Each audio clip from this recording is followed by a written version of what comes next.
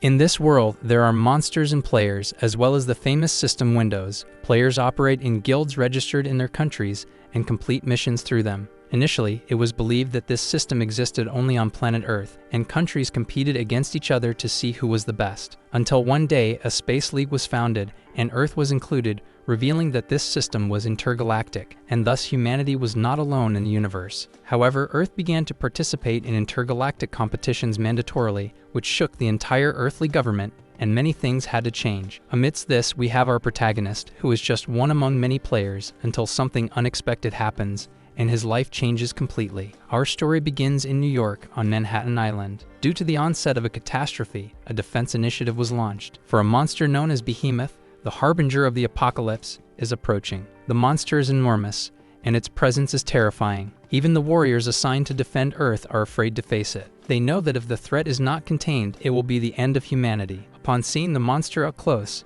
a team leader tells his team to hold formation. Thus, they advance and attempt to fight the creature. A system known as BattleNet was inaugurated in 2010. Initially, the aim was merely to create sports competitions among the nations of the planet. But everything changed when the Space League was founded in 2022, as a universal battle began and humanity's representatives lost. Currently, the year is 2023. Earth has become a union of only 10 countries due to the previous catastrophe. However, once again, humanity's existence is at risk, for Behemoth is attacking and eliminating all the warriors who confront it. Yet a warrior stronger than the others emerges. He is our protagonist and feels no fear when facing the creature up close. The monster notices his presence. However, the protagonist remains unfazed and charges into the attack. The attack is so impactful that it causes a great tremor in the area, and it even blinds the other warriors nearby. When they manage to see what happened, they realize that the protagonist defeated the monster alone with a single attack. The group leader then asks if this is the so-called power of the martial saint. The protagonist's name is Sung Jae-han,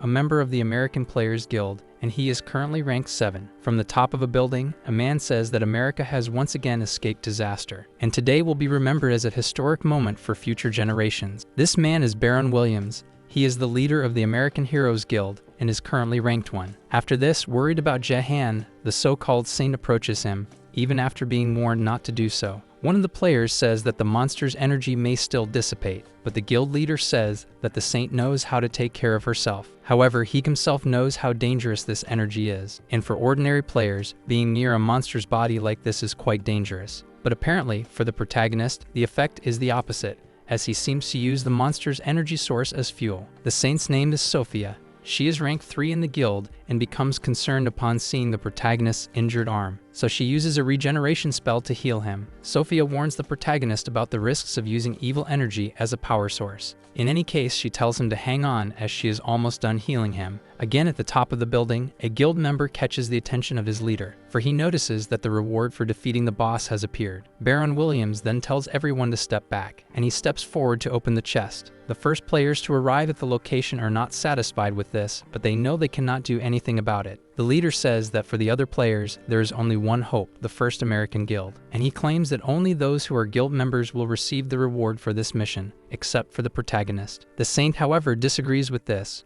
and argues that Jae-han was important in the fight against the monster, so she asks why he will be left out. Baron Williams says she should already know, but he asserts that Jae-han is not American, so he will receive nothing. He also says that Jae-han can be naturalized, but he is not a true American, and is nothing more than a mere hunting dog. Sophia tries to argue, but the protagonist says that it's all right. For him, it makes no difference, as in his thoughts, he agrees with what Baron Williams said. Jae-han is just a refugee who ran to America after losing his home. He is super powerful, and that's why he was accepted, but he has always suffered discrimination. Even after becoming a rank 7, he was not accepted as a true American. However, what bothers him the most is being the only survivor of his original guild. Looking at his arm, he realizes that he paid a high price for defeating the monster. Then he receives a surprising message from his system. Due to the mission's outcome, the United States was declared the winner, and along with them, China as well. In the case of the other countries, all were declared losers, and humanity lost the relegation match. Soon, there will be another match between them and the orcs to decide humanity's rank against the others. The players are astonished by this. The saint tells the leader that they will need Jae-han's help, for if it weren't for him,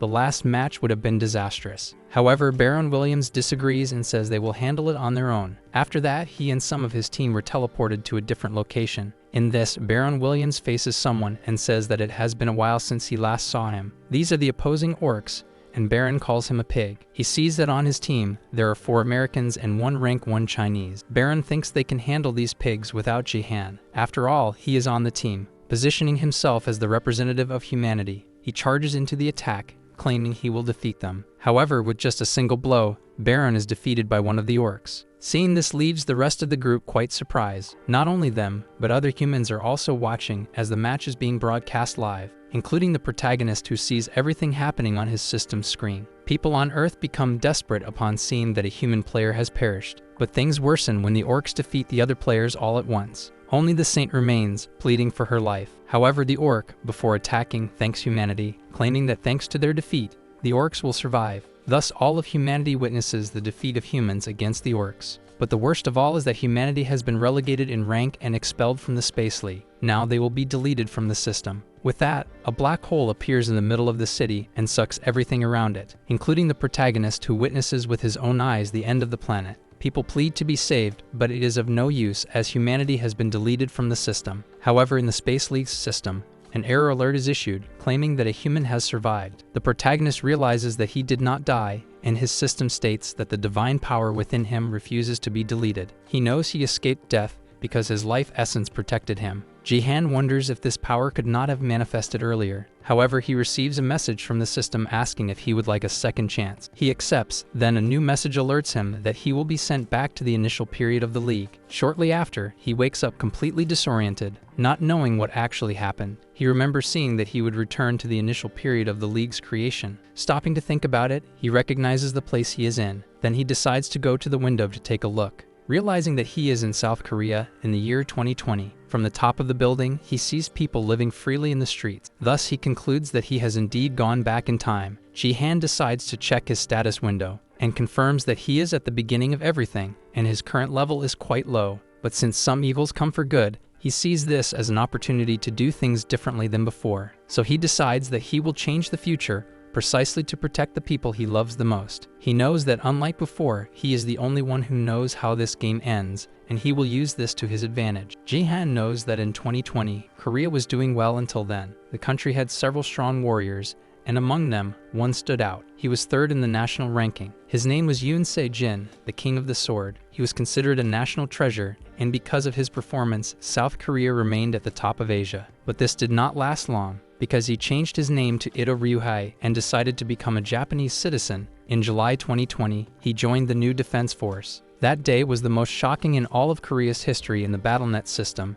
and on that same day, the protagonist returned. Jihan knows that after the Sword King left Korea, everything fell into chaos, and he doesn't want to go through all that again. Until then, Korea managed the Asian side of the league and was at the top. However, the country fell in rank after this revelation. This led Korea to the abyss as there was no one to replace the Sword King. However, Jihan believes that things could have been different if the BattleNet system hadn't been so rigid. Currently, people think that BattleNet is just a game. They still don't know about the Space League and have no idea that in the future, this becomes a fight for human survival. Because in the future, if the player dies in the game, the same happens in real life and real monsters will start invading the Earth, just when Korea will be undermanned. The first time the protagonist lived this moment, everyone believed that if the Sword King had remained, Korea could have had a different fate. Because Yoon Se-jin was more than just a good player, he was a national hero, idolized by many. But for the protagonist above that, he was like a brother, who abandoned his family and left. Jihan wonders why his older sister fell in love with a guy like that. However, he wonders if things would have been different if his sister were alive. For the protagonist, it is good to have returned. But his current status is terrible. He thinks this is understandable. After all, during that time he was drowning in alcohol. However, he thinks that having returned is an incredible gift, because anyone at 18 can become a player, but not everyone has the gift. Among the blessed was Jihan, who received the gift of F rank and used it for gambling, predicting the outcomes, and before returning, he never understood the real value of his gift. In any case, his status is terrible, and he has to find a way to improve it, until he remembers the experience potion. Once he accidentally drank one of those potions, believing it was alcohol. He notices in his system that his achievement points are at 100,000 and wonders why that is, because he didn't have that many points before entering the league, and he doesn't understand why such a high number. Soon he concludes that this is due to his recent regression. Upon opening his inventory, he is surprised. He received a gift for being the last survivor of his past life, and his system alerts him that he can use it whenever he wants. So the protagonist decides to use this benefit. With that, he acquires an upgrade coupon and is amazed. However, he notices that he receives something very specific, which he cannot use now since he is at a low level. Through this, he decides to use his points to buy upgrades, and with that, he manages to raise his level a bit. Only that as he levels up, the price increases. He then thinks whether he should continue buying or stop for now, since he might end up spending too many points and not getting what he wants. But thinking that he has already wasted too much time in his life, he decides to speed things up as much as possible. However, upon leveling up once more, his system alerts him about emergency recovery, and he gets scared. However, he realizes that the alert was only about imperfect items that cannot be repaired, and he notes that he was scared for no reason. Now he says that his gambling addiction won't be cured like this. After that, he goes to a special room and uses his fingerprints to enter. There is Yoon Se-jin's gaming room. As he is a family member, he can access the room. This way, he connects to the BattleNet system for the first time in this life and receives his first item, called the Broken Brush of Dongbangsak. But he uses the emergency recovery and manages to restore the item for use. With that, the preparation is complete. His system alerts that the Bronze Lead of Gangnam will start the tutorial. A 10-second timer is revealed, and Jae-han realizes that the time for this is short. However, the protagonist uses his newly acquired brush on the system window.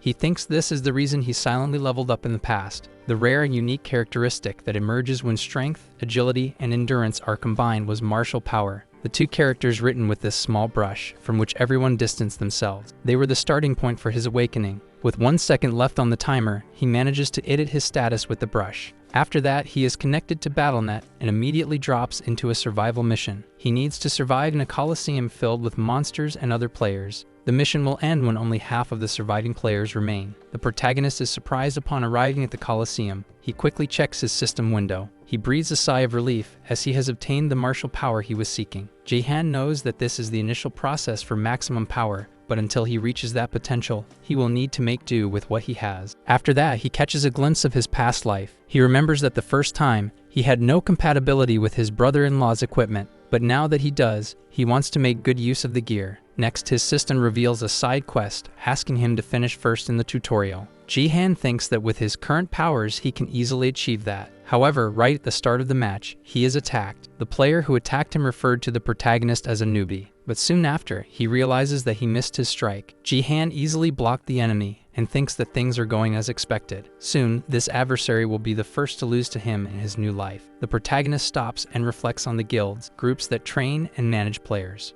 People from all over the world are crazy about BattleNet, and countries are seeking foreign talents to include in their guilds. Due to aggressive investments from famous companies in Korea, both large and small guilds have managed to establish themselves, allowing them to train strong players at the start of the league. The Gangnam Bronze League showcases the promising players from each guild. Before the match begins, one of the participants analyzes the environment. He notices that the level of the Gangnam League is indeed different. His name is Hyuk-kyu, and he thinks he shouldn't despair, as his luck is better than others. He is a member of the Twin Star Guild. This guild is known for having a large number of promising players. Hyuk-kyu considers himself lucky, as he received a gift from his system that granted him agility. In the midst of the game, he looks for his first opponent. He thinks he has already understood the environment, concluding that first he will let the weaker ones fall before acting, because surviving is the most important thing. Besides, rushing into fights could lead to his elimination. Hyuk-kyu notices that most belong to large guilds and have good equipment, even though this is just the Bronze League. Amidst this, he spots someone alone in the Coliseum. He thinks that such a person is in the wrong place, as looking at the protagonist, he believes someone like him cannot be a real participant. In Hyuk-kyu's eyes, the protagonist is just a newbie with a mere athletic build. In this case, he thinks the protagonist is perfect to be his first target. Even without knowing who he is about to face, Hyuk-kyu bets everything on his luck. He decides to attack what he judged to be an easy target. But to his surprise, Jae-han defended himself. Not only that, but he stopped the opponent's sword strike with his bare hands. Hyuk-kyu is shocked by this, as all his expectations have been shattered. With just one move, Jae-han sends him to the ground and says that the opponent must be quite confident to participate in this league with such a weak gift. However, Hyuk-kyu claims that the gift he received is not weak and is extremely offended by this statement. He demands that the protagonist take back his words, but Jae-han refuses. Soon, Hyuk-kyu becomes extremely irritated and thinks that the protagonist is just a conceited person. Then he gets up, thinking that he just needs to increase the speed of his attacks. For his part, Jahan thinks he cannot ignore the speed of his opponent, because he believes his opponent is faster than him. Even so, he manages to dodge the enemy's attacks. Jahan thinks that the reverse effect is serious. It's hard to get used to because he dropped to level 2 when he returned. Instead of being fast like before, he is slow, and it will definitely not be easy to defeat the opponent. If it were his old version who had gone through so many battles, things would be different. However, the movements of his opponent are very simple and obvious. Soon, the protagonist can see each of his movements. Hyuk-kyu decides to intensify his attacks because the protagonist turned his back on him. However, Hyuk-kyu was easily disarmed. He didn't even see how things happened. When he realized it, the protagonist had taken the sword from his hand and used Hyuk-kyu's own weapon against him. When hit directly, Hyuk-kyu loses the game. But before logging off, he promises to take revenge the next time they meet. For his part, the protagonist thinks that this next time may never happen. After defeating his opponent, Jahan earns some points for the victory. He is starting to level up and realizes that if he wants to win, he needs to maintain this pace. However, he notices that the other players are fighting each other and ignoring the monsters. In the BattleNet, monsters exist alongside players. However, monster kills are worth less than player kills. Most people avoid them, but the monsters usually attack the players. Dealing with a horde of monsters, especially orcs, is something only fools do.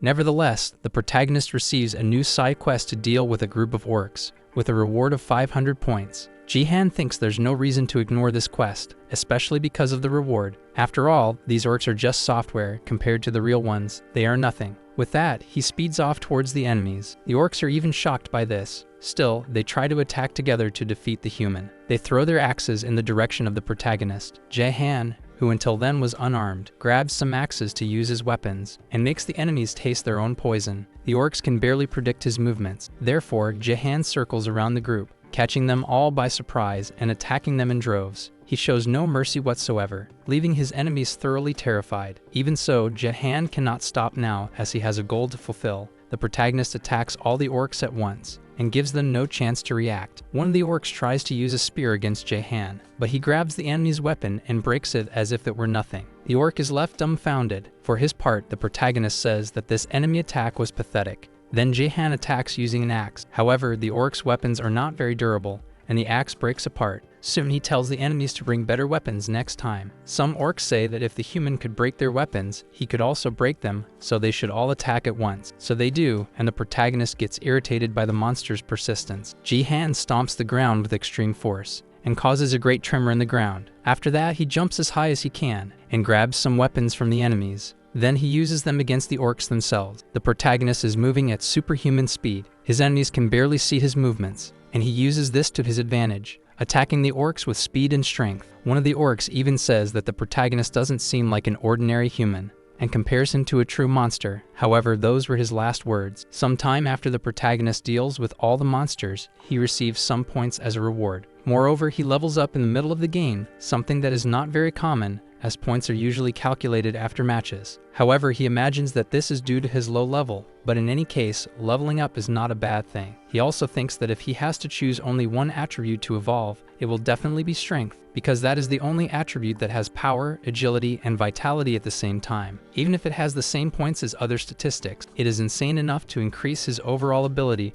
by at least 2 times. And above all, there is another reason why the strength statistic is special for Jahan. When he reaches 30 points, he will unlock a method to achieve the title of Nameless Master. So he needs to receive this title as quickly as possible. The only problem is that this statistic has a terrible flaw. That is, it does not increase immediately just because he chose it. As soon as he confirms his choice in the system, he wonders if the attribute has increased. Originally, various combat experiences and training were necessary to increase this attribute, but investing points only raises its growth limit, even though he is not sure if that has happened for him. Jahan imagines that if he continues to increase it like this, it won't take long to achieve the result he desires. Amid these thoughts, someone shoots an arrow in his direction and he dodges. On the other side, a duo of players calls the protagonist lucky for having dodged. The girl says that they don't have much time until the match ends, so they need to finish this quickly. Jahan soon realizes that the two are on the same team. The survival map they are on was originally designed for individual matches, but nothing prevents players from forming teams among themselves. He also notes from the logo that the girl carries that she is part of the Turtle Guild, one of the top 10 in Korea. Moreover, the two formed a combination of archer and warrior, allowing them to fight at a distance and in close combat at the same time. Ji-han thinks he should try to survive until the end of the match. However, the fact that this duo is trying to defeat him means they see him as a weak opponent. Meanwhile, the warrior tries to convince the archer to go on a date with him if they win this match. The protagonist checks his system and sees that he has only 4 kills. Even so, he is at the top of the match ranking, so he decides that it doesn't hurt to stay on top. For her part, the archer tells the warrior that there is a significant age difference between them, and he should keep that in mind. But in her moment of distraction, she was hit and didn't even see from where. For the protagonist, this is just a test of power, as he has just reached level 6. After seeing his teammate defeated so easily, the warrior is extremely surprised, but before he had time to react, the protagonist hits him from behind. However, despite feeling the blow, the warrior says that the greatest advantage of the Turtle Guild is the quality of their armor, and a mere sword won't be able to pierce him. Thus, Ji-han delivers several strikes in succession to the same spot, until he manages to create an opening in the opponent's armor. Ji-han says he doesn't care how strong his opponent's armor is and asserts that he will have to humiliate him. Far from there, a woman watches the protagonist's match. Her name is Lee Hae-yeon,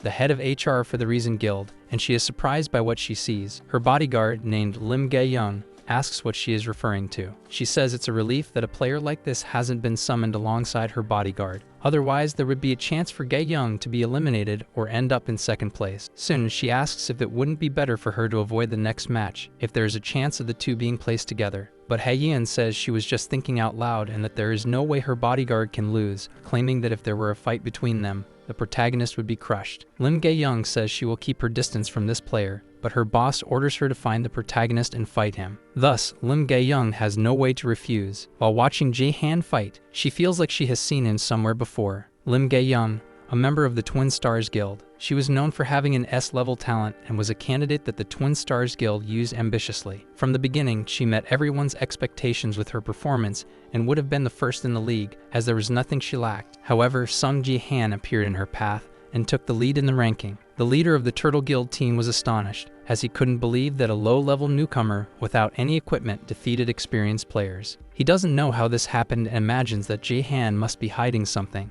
Back at his home, the protagonist receives a reward from his system for being first in the tutorial mission. Ji-han thinks the task was quite easy, especially since he already has a huge background from his previous life. First of all, he wants to increase his martial power. He notices that due to his results, his system rewarded him with extra points. In this, he thinks about how he will distribute them. His goal is to quickly leave the Bronze League and move to Silver. Soon he realizes that if he continues like this, it won't take long, as he is at an important moment that grants a class to a player without any specific role. There are a total of 4 options: Warrior, Archer, Mage, and Support. In his previous life, he had chosen Warrior, so he has been through this before and thinks that if he chooses Warrior again, things might get much easier. Besides, he has the achievement shop that formed when he returned, allowing him to change classes whenever he wants, as long as he has the necessary points. In this case, he doesn't necessarily need to select Warrior first and can try other classes. After that, his system asks him to select a class, and Ji-han thinks carefully before choosing.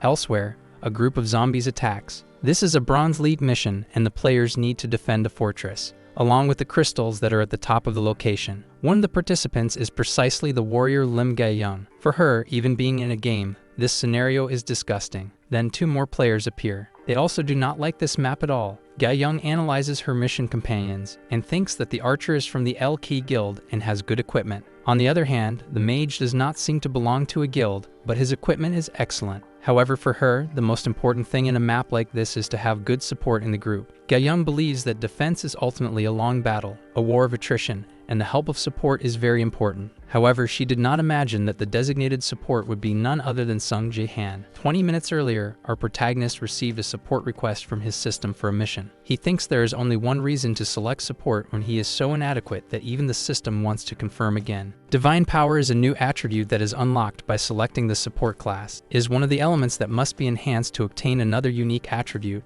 but increasing it is quite difficult. It is hard to increase it by training it like other attributes. In practice, there is no other way but to invest the remaining attribute points. Ji-han is betting everything on martial power to obtain the unnamed divine arts, as he thinks he cannot waste all the points he has acquired. But he also knows another way, one that most people are unaware of, which he calls the perfect path. Back in the present, Lim Gae-young is still shocked to see that the protagonist will be the group's support. Not only her, but the other players as well, as Ji-han became known as the guy who got lucky in the tutorial mission. The mage draws attention to the protagonist's clothes, claiming that he doesn't even have armor or battle gear, and he argues that he himself did not spend a fortune on his equipment just to look good. For his part, the archer tries to calm the mage, but he is not reassured by just those words. Lim Gae-young gets irritated with all this confusion and thinks that if this is what she has to work with, the mission will be much harder. However, the protagonist decides to put an end to the discussion. He lifts the mage to the edge of the wall and throws him down to the zombies below. The mage screams desperately as he falls. For his part, the protagonist claims that he does not need a chatterbox in the group, because if it's just going to be idle talk, the mage shouldn't even be in the game. Instead of working with a useless team, Jae-han prefers to do everything alone. Sometime later, the protagonist is about to make another throw. However, the mage begs to be spared, claiming that he will do his best during the mission. His name is Kim Joo-hyuk, and there is a reason for this change in behavior. In the Bronze League defense missions, players have a total of 3 lives. However, after the first death, Kim Joo-hyuk resurrected but lost one of his lives. And after facing death with his own eyes for a few seconds, he no longer wants to go through that again. Now he is prostrating at the protagonist's feet, begging for a chance to participate in the mission. He wants to avoid coming in last at all costs, as being eliminated as the last player means a level drop as a penalty, which is obviously a problem. The skills he has dedicated himself to will also disappear, and if the skill does not reach the minimum required level, it will be permanently deleted. The protagonist says that this is a very quick change of attitude, so he demands that the mage demonstrate his skills as he did when he resurrected before. Hut gets more excited and agrees to use his fire again. He claims to be the most useful fire mage in this resource war, and asserts that there is no one else at level 15 capable of manipulating fire besides him. For her part, Gae-young thinks that the mage does not intend to lose such a precious power in a shootout. She thought she had seen this somewhere before, she just didn't know it was Hyuk. At one time, he belonged to the top 10 guilds and was highly sought after, but he failed 4 times in the Silver Advancement battle, because he was always looking for trouble and acting like trash. However, the mage says he has a condition for collaborating. He wants the protagonist to apologize for knocking him down. This way, he will do whatever Jae-han asks. The archer is happy, as he thinks the group is finally understanding each other. However, the protagonist once again grabs the mage and drags him to the edge of the wall, saying that this is his way of apologizing, instead of just letting him go like he did before. The protagonist throws the mage up into the air and hits him like a baseball, throwing him back to the zombies again. Dae-young is startled by this attitude of the protagonist, but he says he wishes the mage would get some sense into his head. And the archer, who thought the group was finally understanding each other, is left speechless by such a sudden action. In any case, the zombies are climbing the wall, and someone attacks them with fire. There is more than one team on this mission, and they are jointly protecting the wall. At this point, the archer says they are short-handed for not having a mage, and asks what they will do now. He blames the protagonist, saying that because of him,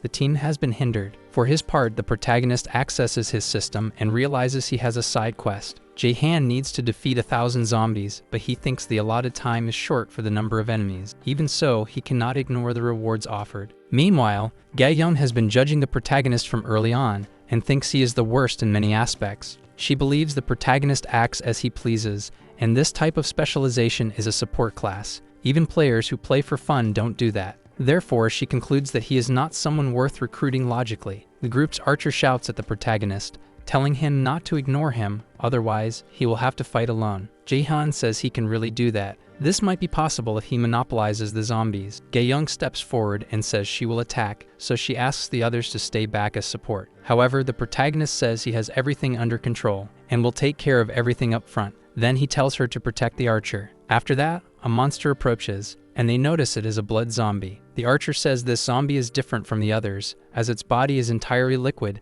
so physical attacks will be useless. However, the protagonist does not shy away from the fight. With a single attack, he explodes the monster into several pieces. The others are left open-mouthed upon seeing this. Gae-young notices that the protagonist used holy white fire and wonders if he really has access to divine power. Even so, Ji-han attacks all who approach. Several monsters advance toward him, and he explodes them all with extreme ease. The protagonist himself does not know if he will be able to fulfill the mission the system offered, but even so, he wants to try. The protagonist does not take it easy on the enemies, and defeats them while counting the number of zombies, as he has a goal to achieve. Blood zombies, against which physical attacks have no effect. Ji-han knows that if he releases a bit of divine power when they come into his peripheral vision, he will dominate them all at once. Seeing how the protagonist fights, the others realize he is not joking around. The archer is super excited about the way Jae-han fights. Lim Ga-young notices that the protagonist is fighting without unnecessary movements while freely controlling his divine power and admires the level of control he has.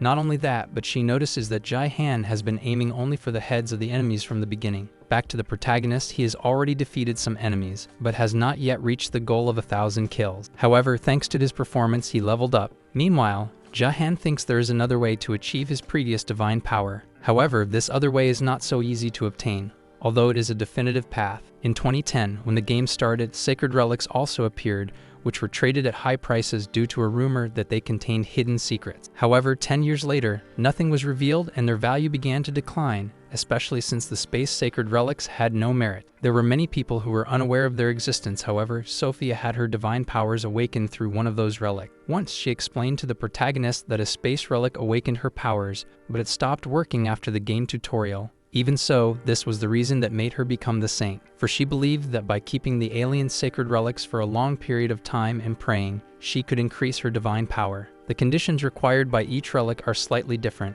and it was difficult to discover this because the stock of alien relics is very small. Upon hearing this, Jae-han concluded that if this were true, it would only be possible during the tutorial, but thanks to the saint, he could monopolize the sacred relics alone. Sophia, however, did not believe it would work that way. These were advanced pieces of information that no one knew. Sophia was one of the only ones who constantly bought alien relics, except for another player. Knowing this, after returning, the protagonist went to the stock of the Sword Palace, and he found several sacred relics there. However, most had already been used and were deactivated. Even so, he knew exactly who was behind this. It was Sung Ji-ah, his sister, the only saint besides Sophia that he knew. Along with her husband Yoon Se-jin, his sister was the best support player and a heroine representing Korea. But now that is just history, as she has passed away. From the sacred relics she left behind, Jae-han found a metal staff. According to the original use of the item, he is using it to smash zombie heads. The staff's level has stopped increasing and no longer has divine power to absorb. Even so, it is great for combat. Ga-young remains amazed by the protagonist and thinks that his ki control level is something unbelievable. The archer catches her attention for a moment, alerting her about the neighboring tower, but he gets distracted and doesn't notice a zombie approaching. Thus, Ga-young acts in defense of her teammate. The protagonist finally sees her fighting and again thinks he has seen this somewhere before. Then he remembers the plum blossom sword, concluding that she is Lim Ga-young. In her past life, Ga-young had incredible potential, being able to become the greatest swordswoman in the country. But she had a tragic end. She died at the hands of Yoon Se-jin, but now she is right in front of him, something he never imagined would happen. For her part, Ga-young asks if the protagonist can join the battle, claiming that they can join forces and work together to achieve a higher ranking. The protagonist checks his system and realizes that his team has a high score, but has not yet reached their goal of 1,000 kills. Moreover, the time he has is running out. He thinks that Ga-young can very well handle the battle without his help. Thus, he steps away from the wall and tells Ga-young that she can provide cover. She and the archer are left confused about what just happened, as Jae-han jumped from the top of the wall, heading towards the enemies on the ground. His intention in doing this is to destroy as many enemies as possible in a short period of time.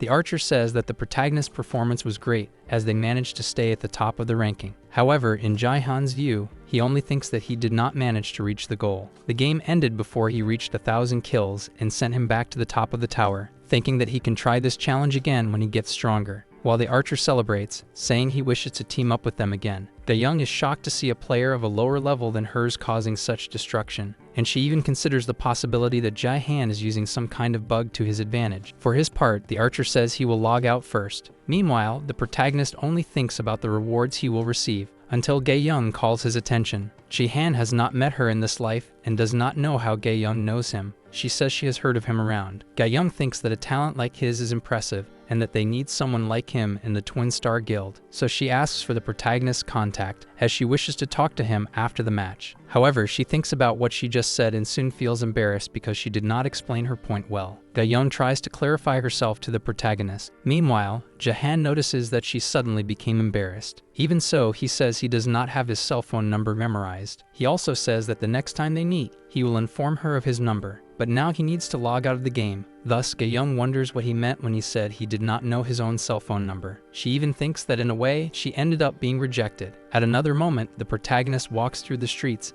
and thinks that he only remembers his American number from his old life, which is why he did not inform it. In that, he tries to remember what his Korean number was at that time. While he daydreams about this, he ends up seeing a billboard with a recruitment advertisement. However, he does not plan to become a member of a guild right now. For him, the most important thing at the moment is the reward from his last mission. He sees that he gained some points and leveled up, which is not so bad, but he thinks that with his current amount of points, he will not be able to buy a divine item. Things are cheaper now that he is in 2020, but he did not know it would still be like this. So he decides to go home and search in his sister's storage. However, upon arriving at the building where he lives, he is startled, for he sees a pair of shoes inside that do not belong to him. Desperate, Jae-han thinks that everyone has something they regret in life, including himself. But the only thing he regrets the most is not being able to protect her. He enters the house and comes face to face with a woman. She says that Jae-han woke up early and left, so he must be drunk again. For his part, he is left speechless, even though he has so much to say to her after such a long time. In the past, his niece Se-ah always took care of the protagonist in difficult moments, claiming that she would always protect him from his greatest danger, alcohol. However, the protagonist was unable to do the same for her. His greatest regret was not having protected the girl when she needed him the most. Back in the present, she asks what is wrong with her uncle, telling him to come inside the house quickly. For his part, Jae-han thinks about the longing he felt for his niece. He had been away from her for so long that upon returning, he forgot that she was alive during that time. The protagonist looks at Yoon Se-ah and thinks that she will turn 18 this year. He asks if the stay on Jeju Island is already over. His niece replies that she doesn't know how,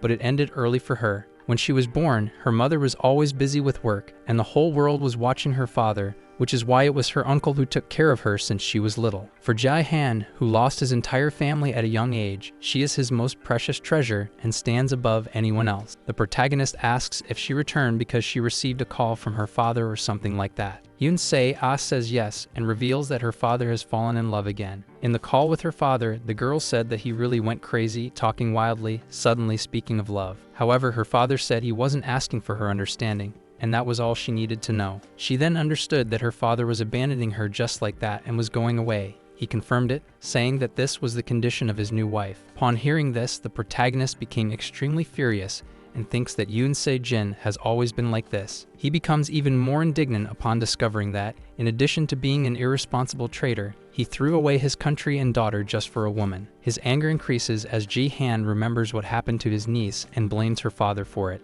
In any case, Se-ah asks if it was he who broke the family portrait. He says yes but apologizes, claiming he was overwhelmed with anger. The protagonist thinks that in his niece's view, she is the one who just lost her father. Even so, it was her uncle who broke the picture instead of her. However, the girl says it's alright and that there's no reason for her uncle to worry. This surprises the protagonist, but in a way, he remembers that the girl has always been stronger than him in that sense. After her mother died, she had to live with her uncle, and it didn't take long for her father to abandon her. Even so, she is always smiling and worrying more about others than herself. However, the protagonist thinks that things will be different now, for he is more mature than in his previous life, and he tells the girl that she doesn't need to worry about her uncle anymore, since he will be the one to protect her from now on. He also tells the girl not to overexert herself. Yoon Se-ah thanks her uncle for his words, but now she tells him to take a shower because he is all sweaty. Far away, at the Twin Star Guild headquarters, Ga-young notices that her boss is holding back laughter but says she can laugh if she wants. Lee Ha-yeon finds it hilarious that Ga-young asked for the protagonist's number but was rejected, so she says that Jae-han is indeed an interesting guy. For her part, Ga-young says that when someone of the opposite sex approaches another person,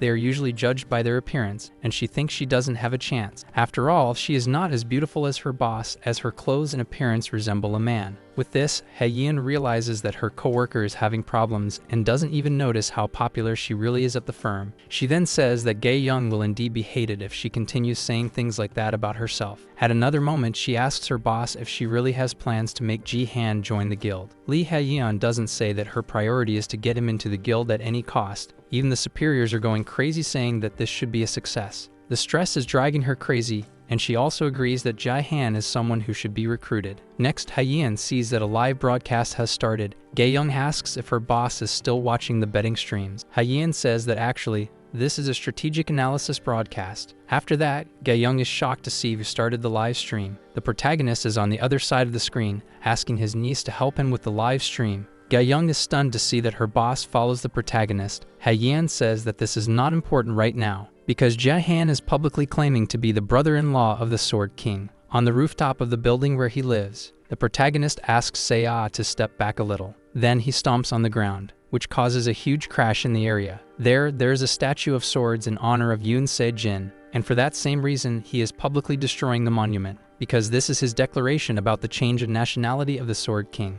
In this world, there is a live streaming platform linked to the BattleNet system called Battle2, which is mainly used for game marketing. Through this, players stream their matches, and as they become famous, they also earn rewards within the game itself. And in one fell swoop, the protagonist became the most famous streamer and also earned several rewards for the numbers he gathered in his live stream. As expected, this was definitely effective in grabbing attention, and Jae-han thinks that his niece can help out occasionally with the live streams, but he is surprised to see a black logo in the comments, made from the statue of the twin swords, a cult disguised as a fan club of the Sword King. They supported Yoon Se-jin like no one else, but their resentment and anger only worsened over time, and these emotions ended up being directed at Se-ah. Ironically, she was the only person with blood ties, but due to the cult's persecution, she ended up dying. However, the protagonist wants to do things differently this time and claims that if they need someone to channel their resentment and anger, then he will gladly offer himself for the role. After that, the protagonist says that Ita Ryuhei will not return to South Korea. Not only that, but he also reveals that he has an unedited recording, which is about the call Ryuhei had with his daughter immediately after becoming naturalized as Japanese. Thus, the protagonist plays the call during the live stream and exposes to everyone what Se-ah's father said to her. Obviously, this causes a shock among the people, but for the protagonist, this is somewhat of a relief, not just for him,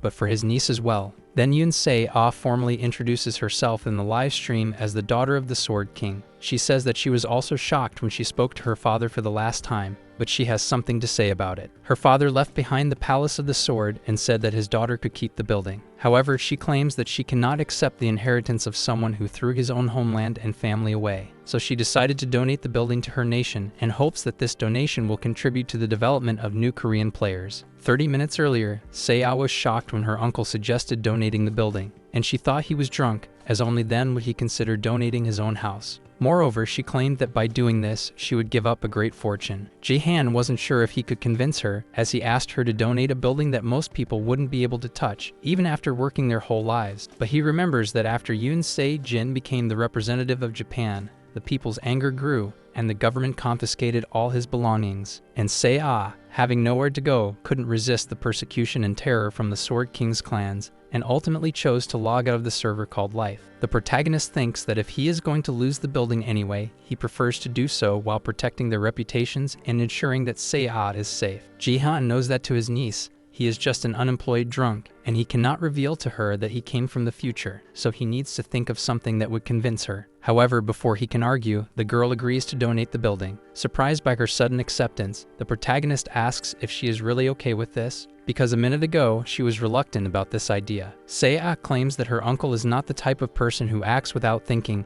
and wouldn't ask for something like this if he didn't have a plan. Besides, it has been a while since she saw him so confident. Back in the present, the protagonist thinks that his niece is truly amazing and wonders whom she takes after. Then, Jae-han notices that the Sword King's fan club is spewing hate towards him and feels happy, as it means his niece is out of their sights. But to ensure Se-ah's safety, he needs to do one more thing, so the protagonist steps in front of the camera. He says that he honestly liked how things ended, and although the Sword King claimed that the reason for his departure was because of a woman, he should be aware that people wouldn't believe that story, as the truth is that Yoon Se-jin is just a relic of the past. He also says that Yoon Se-jin only chose to flee to Japan because he was no longer the strongest warrior in Korea and decided to go to a place where he could maintain that status. His strong statement leaves Lee Ha-yeon and her bodyguard speechless. Back to the protagonist, he tells Ita Ryuhei to enjoy life in Japan while he can, as soon he will meet him in person to destroy him. After the bombastic declaration, Se-ah asks her uncle if he really needed to go that far. She says that people from Japan and Korea are declaring themselves on social media, but Jae-han tells his niece not to pay attention to that. By the way, Se-ah says that her uncle seems different, as the aura around him appears distant from the uncle she knew. The protagonist thinks this is due to his regression, but he can't tell her that. Anyway, someone rings their doorbell. Se-ah gets startled and asks who it could be. Jae-han says he didn't expect them to be so quick, and Se-ah then asks if he is expecting visitors. Her uncle tells her not to worry and that he will take care of it. Meanwhile, in his new home in Tokyo, Ito Ryuhei sees the news about the recent events and realizes the conflict that was caused by his departure. His wife wakes up to the noise, and he apologizes. She tells her husband not to worry, but ends up calling him by his Korean name. Then he tells Shizuru, his wife, not to call him by his old name, as he is now Ito Ryuhei. However, Shizuru says he is wrong and asserts that her husband is Yoon Se-jin, the top-ranked Korean player and also the famous Sword King. She states that this fact will never change. Even so, she continues to love him, and she will never stop recognizing him for who he is. The protagonist opens the door and welcomes the visitor.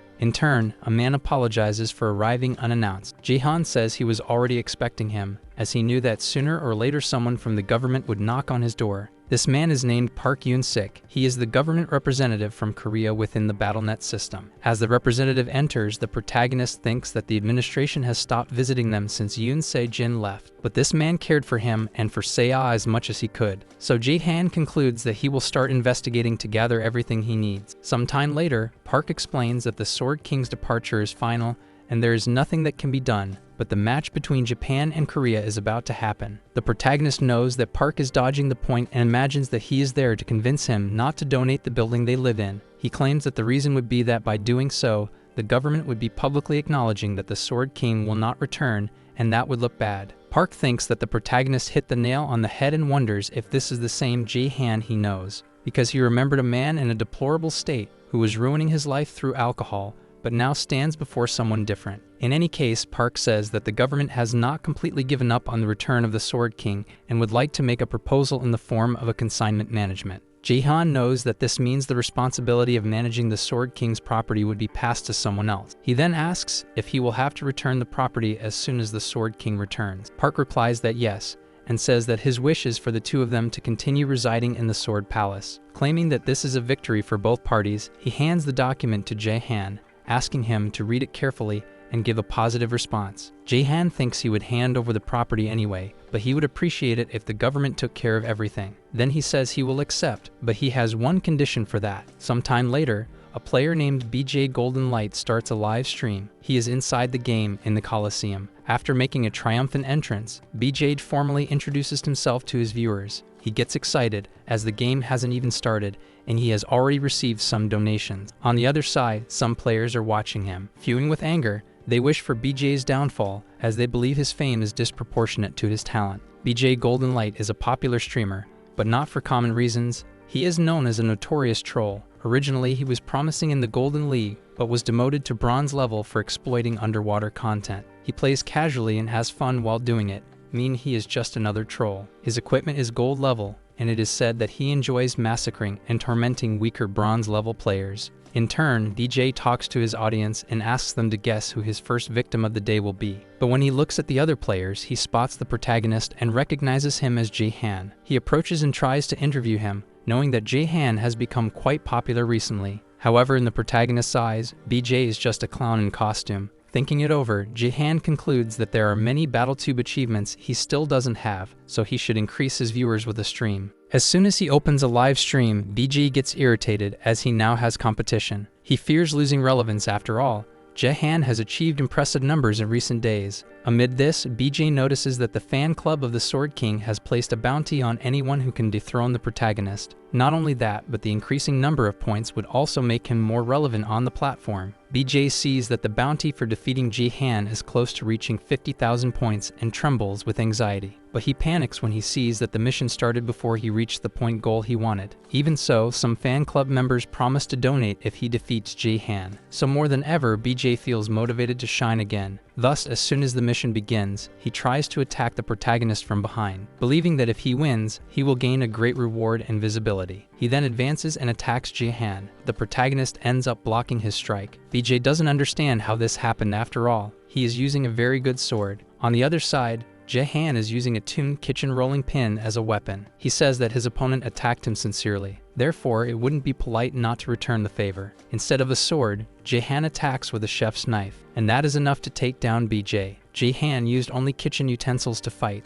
and he thinks it has been a while since he last cooked. Sometime later, BJ appears saying that even though he lost, he returned to his followers, having achieved this feat using a magical artifact. Normally, this is not common in the Bronze League, but since he is a player who has been at the top, he has access to this type of item. After returning, BJ claims he was only defeated because Jae-han caught him off guard, but he asserts that this won't happen again. However, the protagonist heard everything, as he was right behind him. Soon BJ was defeated again with a simple strike from his opponent. Jae-han thinks it has been a while since he saw someone use an artifact to resurrect, as in his past life. There were penalties against that. Putting that aside, Jae-han imagined that the current match would be more exciting than usual. He barely sees any audience in the arena, which is strange. But upon looking closer, he sees some elves. The protagonist doesn't like them much, as the elves played a significant role in the destruction of humanity in his past life. He thinks he will have to deal with that later anyway, but first he needs to get rid of what is in front of him now. However, with just one look, his opponents become scared, and they start running in the opposite direction from the protagonist. With that, the protagonist thinks they are making his job easier. Besides, he has only found low-level items to use as weapons. Until then, he gets a bit excited, because his system reveals a side mission: defeat the goblins that have just appeared. However, as soon as the battle begins, the goblins quickly retreat as the protagonist attacks mercilessly. He uses his kitchen utensils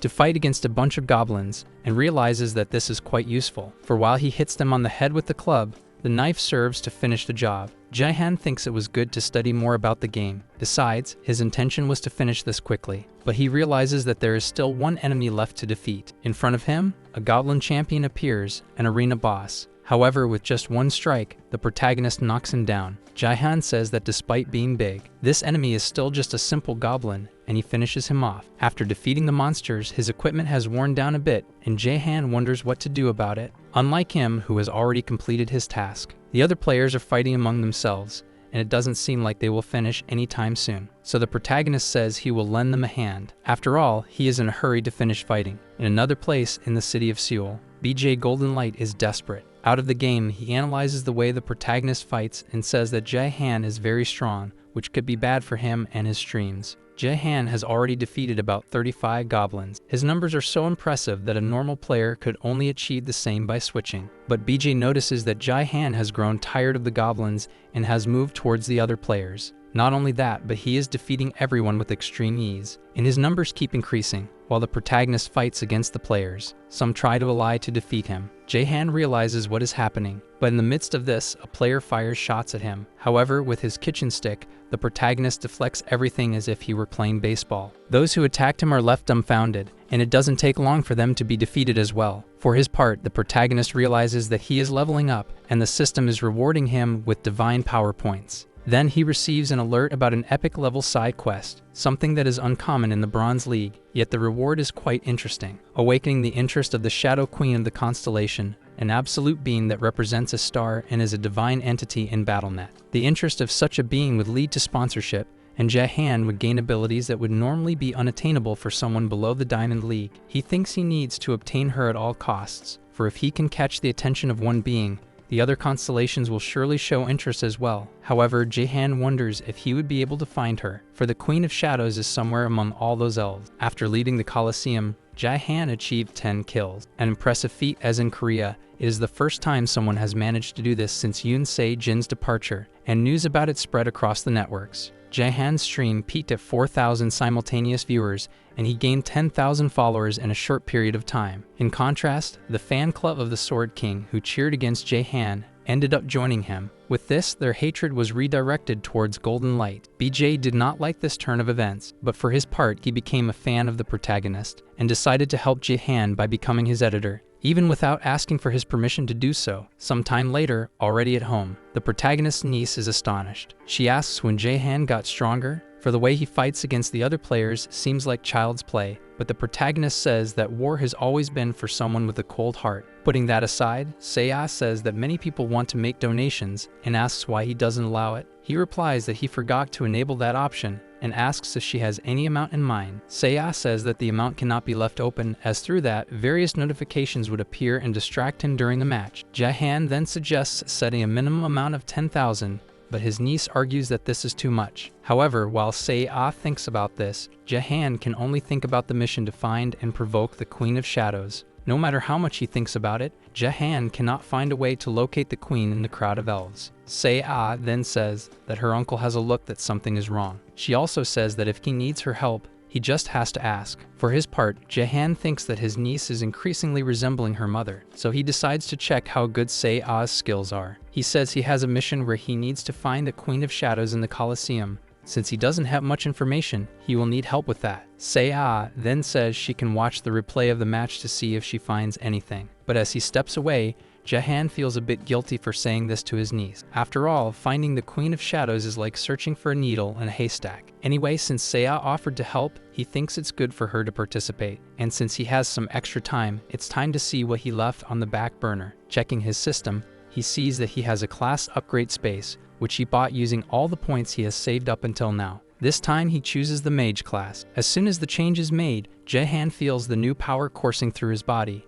noticing the difference between this power and divine power. The reason he chose Mage instead of support is because of a unique attribute that can only be acquired after having both classes. Testing the power, Jahan feels all of his new strength. Before he regressed, he was sitting near the Baron, listening to his drunken ramblings. When he was drunk, his former boss always opened his heart. But that day, he was saying some rather strange things. His former boss mentioned the day he gained strength and explained that strength is an attribute that appears when magical and divine power unite. This is not something easy to achieve, and he was the only player with 2 classes. Through this, he managed to have 2 system windows simultaneously. This was the rank SS gift that the Baron was so proud of. And even though he was arrogant, the protagonist knew the Baron wasn't lying. The Baron was the only one who had this power before regressing, but now that has changed. For knowing how to achieve it, Jahan managed to replicate the method, even knowing that the Baron himself did not control this ability perfectly. Jahan thinks he needs to have this power to face what is to come. He wants to put all the divine power in his hands to later merge it with the magical power that comes from his heart, but he needs to control it so that the power doesn't escape,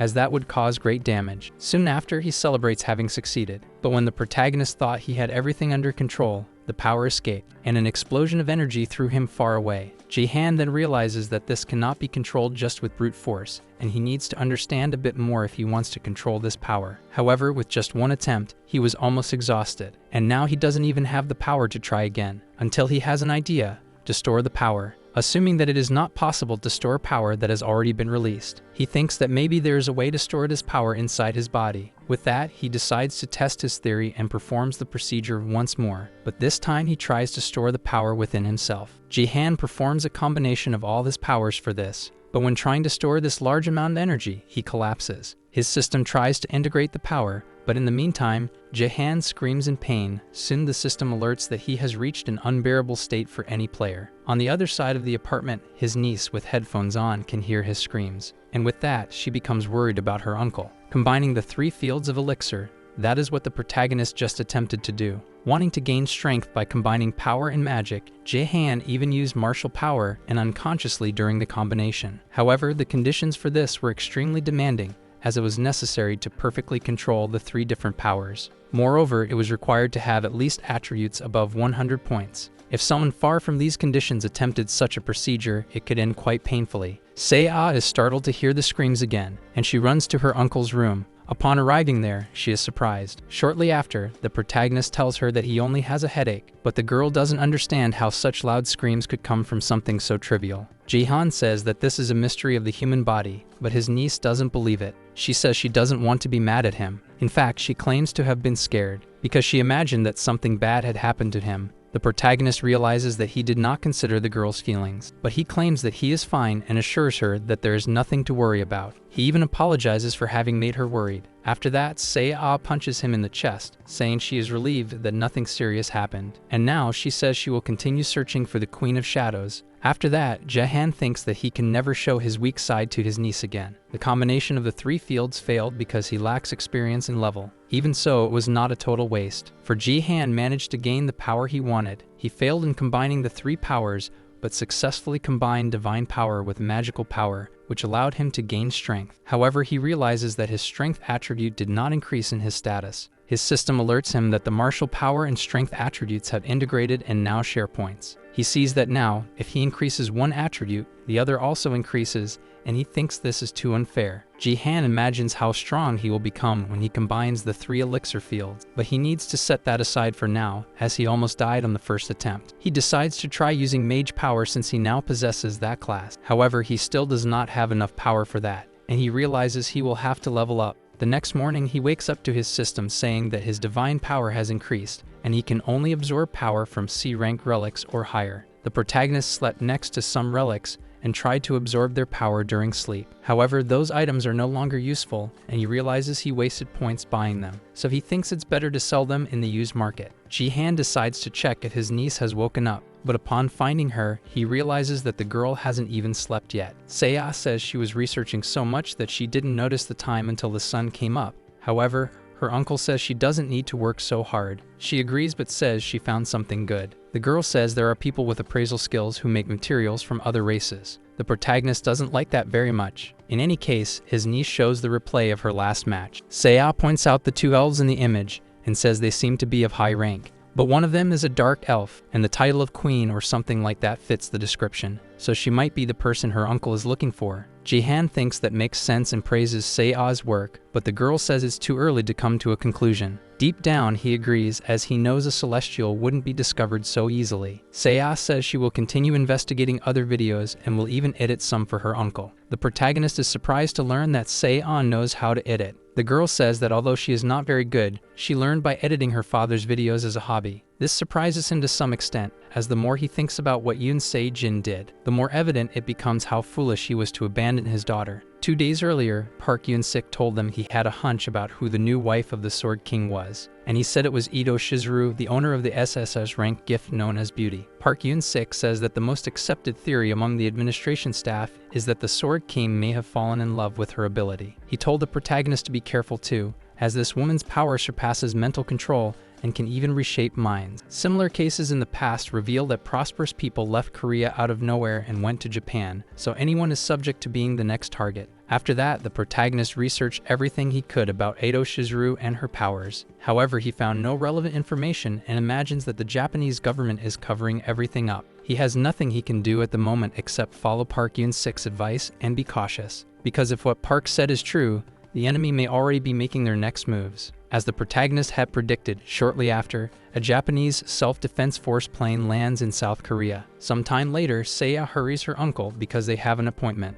The protagonist says he is ready, and they can now go welcome the guest. As they descend in the elevator, Ji-han notices his niece's nervousness. Seiya says this is the first time she is appearing in public since her father left the country. Ji-han says they need to maintain the same confidence as in the last interview. After all, it wasn't them who did anything wrong. With those words, Seiya feels more comfortable. Upon arriving on the ground floor of the building, the protagonist says that most of those present already have in mind what they should hear. Next, they meet with Manager Park, who says he has prepared everything as the protagonist requested. Park mentions that he was confused at first by the request. Previously, the protagonist approached Park to auction off all the items left by the Sword King. But even though he found it strange, Park now understands Ji-han's reasons. He knows that the protagonist's intention is to attract the Japanese to this event. Ji-han confirms this and states that the auction items were carefully selected for that purpose. He prepared the Sword King's BattleNet connector and his battle history, imagining that this would please the Japanese and they would pay a high price for it. And depending on how things unfold, the person in question will have to appear alongside them. Whether it is Yoon Se-jin himself or not, the protagonist says that people will have to accept reality and take the opportunity to move forward. Park listens to the protagonist's plan and thinks that he always seems to be thinking about the future. After that, a commotion occurs at the entrance as some people are being blocked, but they claim to be relatives of Seiya and want to pass. A woman from the group tells Seiya not to hold this auction, even if she needs money. She also takes the opportunity to insult the protagonist, claiming that he is using Seiya to sell something that does not belong to him. However, Seiya tells the woman that it was she who used her father's name to pull a scam, so she and the others should not accuse her uncle of anything. She also says that they should not underestimate them, as they are not doing this for money. Seiya claims that they only want to take advantage and grab a part of her father's fortune, but asserts that she is the only heir, and no one can argue against that. With that, Seiya tells the security to remove those people and walks away with her uncle. Ji-han says she was amazing and Seiya thanks him. After that, Park announces that the auction is about to begin. Then the two go to the main hall. Upon seeing the protagonist, the entire press takes pictures of him and starts asking questions. Not only him, but Seiya is also the center of attention.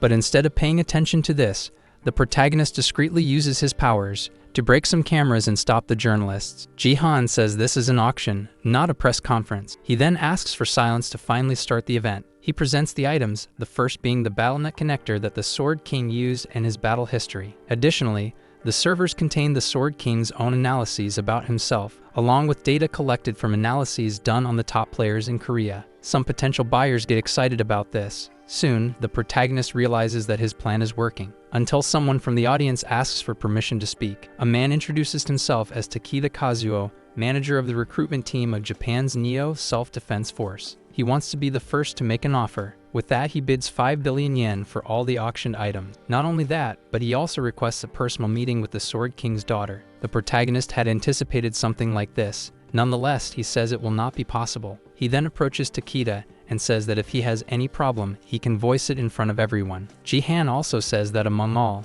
the representative from Japan should know this best. Takeda claims to feel intimidated and states that the protagonist should treat his guest better. He also says that if he continues to act this way, his bodyguard will have to intervene. He mentions that the woman known as Shadow is not on the same level as the Sword King, but still, she is a great player and advises Jihan to be careful with her. However, the protagonist notices something unusual and thinks that this person in front of him looks a lot like Yoon Se-jin. Everything happened in the blink of an eye. The Shadow appeared in front of the protagonist and unsheathed her sword, but Jihan subdued her. Irritated, the Shadow wanted to fight right there. However, the protagonist interrupted her before that, claiming that she had already given her best and did not need to continue. Because this auction is being broadcast worldwide, and a fight like this would not end well for anyone. Takeda, for his part, says that his bodyguard would not attempt something like that even if she wanted to. He states that the Shadow went too far and apologizes on her behalf. However, before continuing, he has something to say. The manager offers 50 million for the items and for the private meeting. He insists on talking to Yoon Se-ah, claiming that she is the heir and should keep everything. Takeda approaches the girl and asks if she is not interested in knowing how her father is doing. He also says that if she agrees, she can ask anything,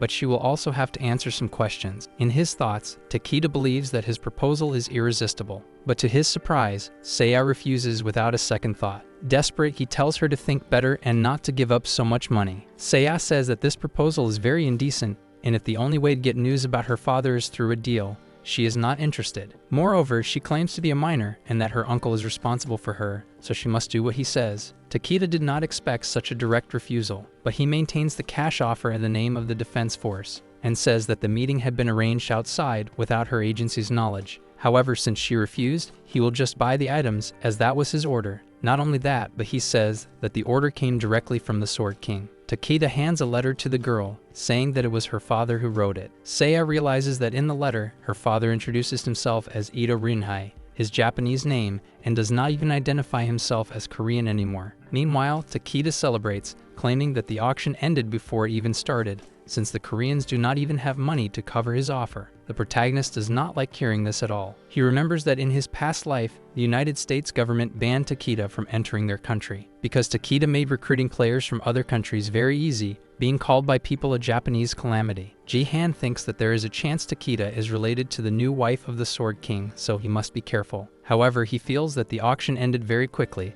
as if the result had been rigged. Soon, if it continues like this, public opinion will turn against him unless a twist happens. For her part, Seiya steps up to the podium and reads the letter she received. The Sword King wrote that as soon as he learned she was going to donate the Sword Palace, he was disappointed, claiming that this is a bad idea, because this was the last inheritance he would give along with the purchase of the items. But he states that after this, their relationship as father and daughter is over forever. Therefore, Seiya should not expect anything more from him. After finishing reading, Seiya says that this is her father's handwriting, and there is no way the letter can be fake. With that, the protagonist thinks that the new wife of the Sword King really has power over him, and besides controlling him, she also rewrites his mind. Although he never liked Yoon Se-jin, the protagonist knows he was a good father to Seiya, but now he has thrown all of that away. For her part, Seiya tears the letter in front of everyone. She asks Akita to inform Mr. Ito that she received the message, and she will gladly cut ties with him. After that, Seiya says she just realized that the torn letter will be a hassle for the cleaning staff, but her uncle tells her not to worry about it, because he will clean everything in her place. With that, the protagonist picks up the torn letter with his powers and incinerates it in front of all the guests. This is the first time he manifests these powers publicly, which leaves those present quite shocked. But Takeda sees the potential in the protagonist and thinks that he is someone his organization needs to get their hands on. However, he is not the only one thinking this,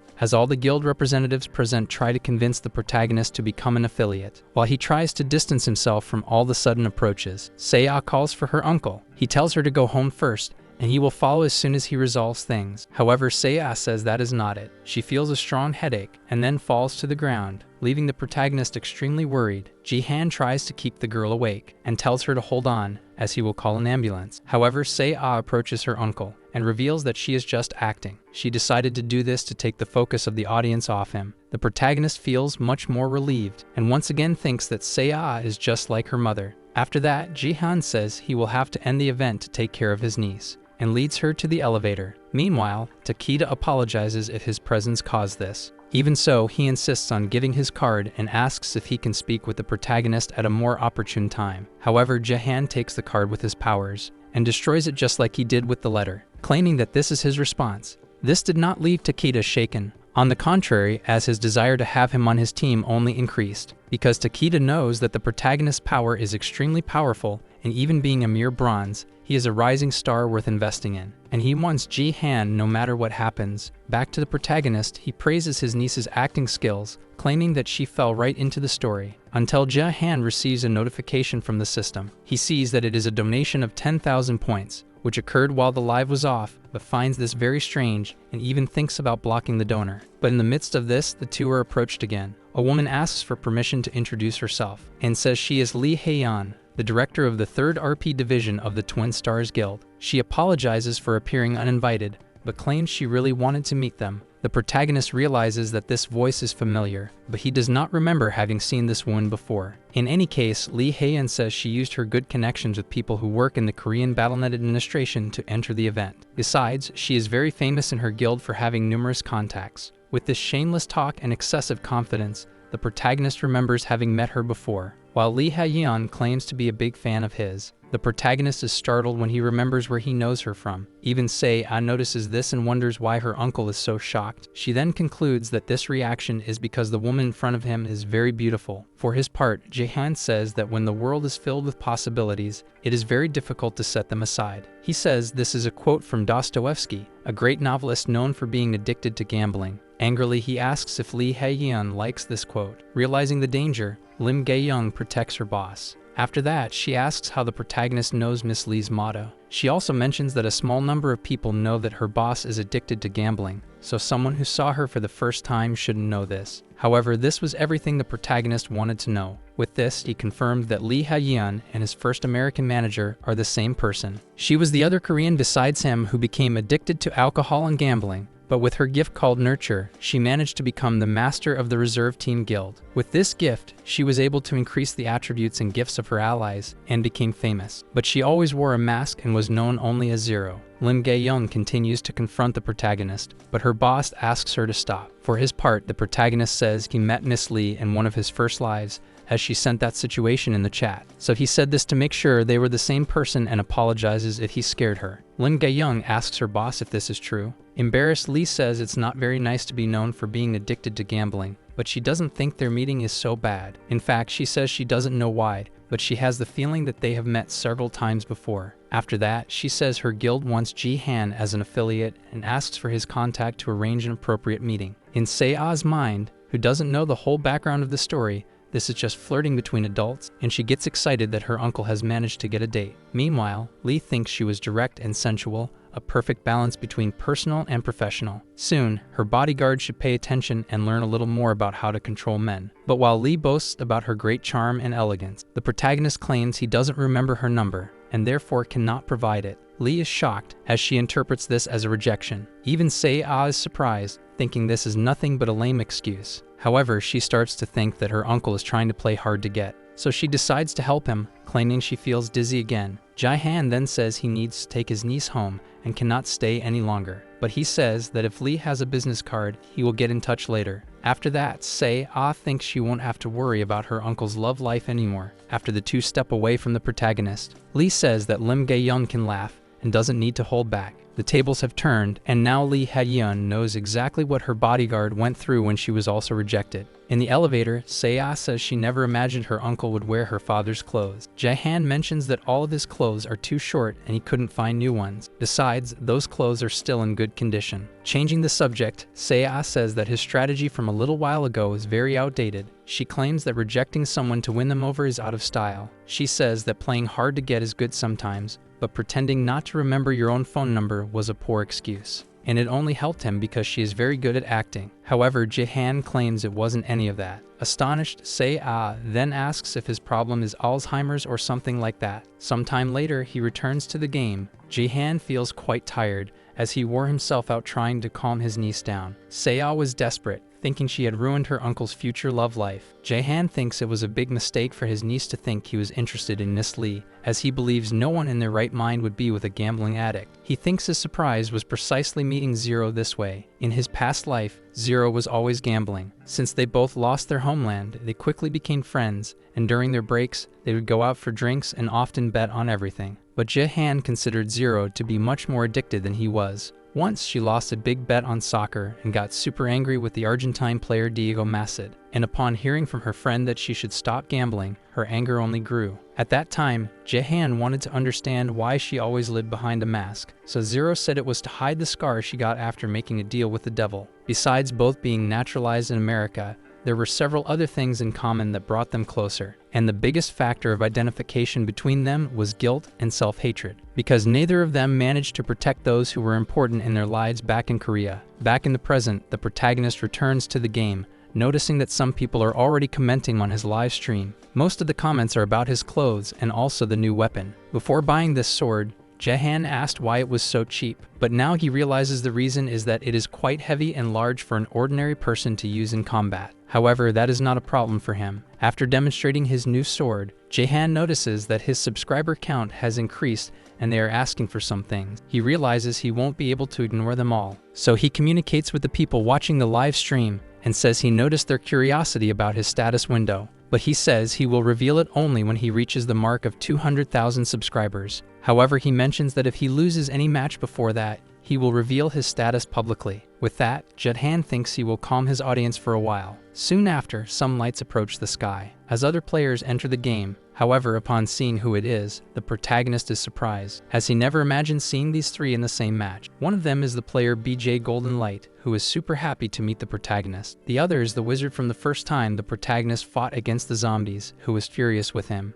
And the last one is someone he sees in person for the first time, the most famous Argentine footballer, Diego Massid. This man was the #1 in Argentina before the protagonist returned. However, at this time, Diego Massid is not much of a deal. Amidst this, the protagonist realizes he is the group's support. BJ Golden Light is the warrior and the other player is the wizard. So Diego is acting as the archer. Jae-han remembered the Argentine as a wizard in the past and does not understand his class change in this life. For his part, the wizard is furious with the protagonist and can't even look at him. Since being thrown to the zombies last time, he ended up losing one of his abilities. However, the wizard is surprised as he received a secondary mission request from a member of the Sword King's fan club, asking him to destroy the crystal and prevent Jae-han from taking first place. As soon as the game starts, Diego Massid attacks. As a football player, he uses a ball as a weapon instead of a bow and arrow. His class is archer, and because of that, he asks the protagonist, who is in support, for a buff. The protagonist knows he needs to play his role in the team, but he has never performed a buff due to his lack of attributes. However, since he recently gained a power boost,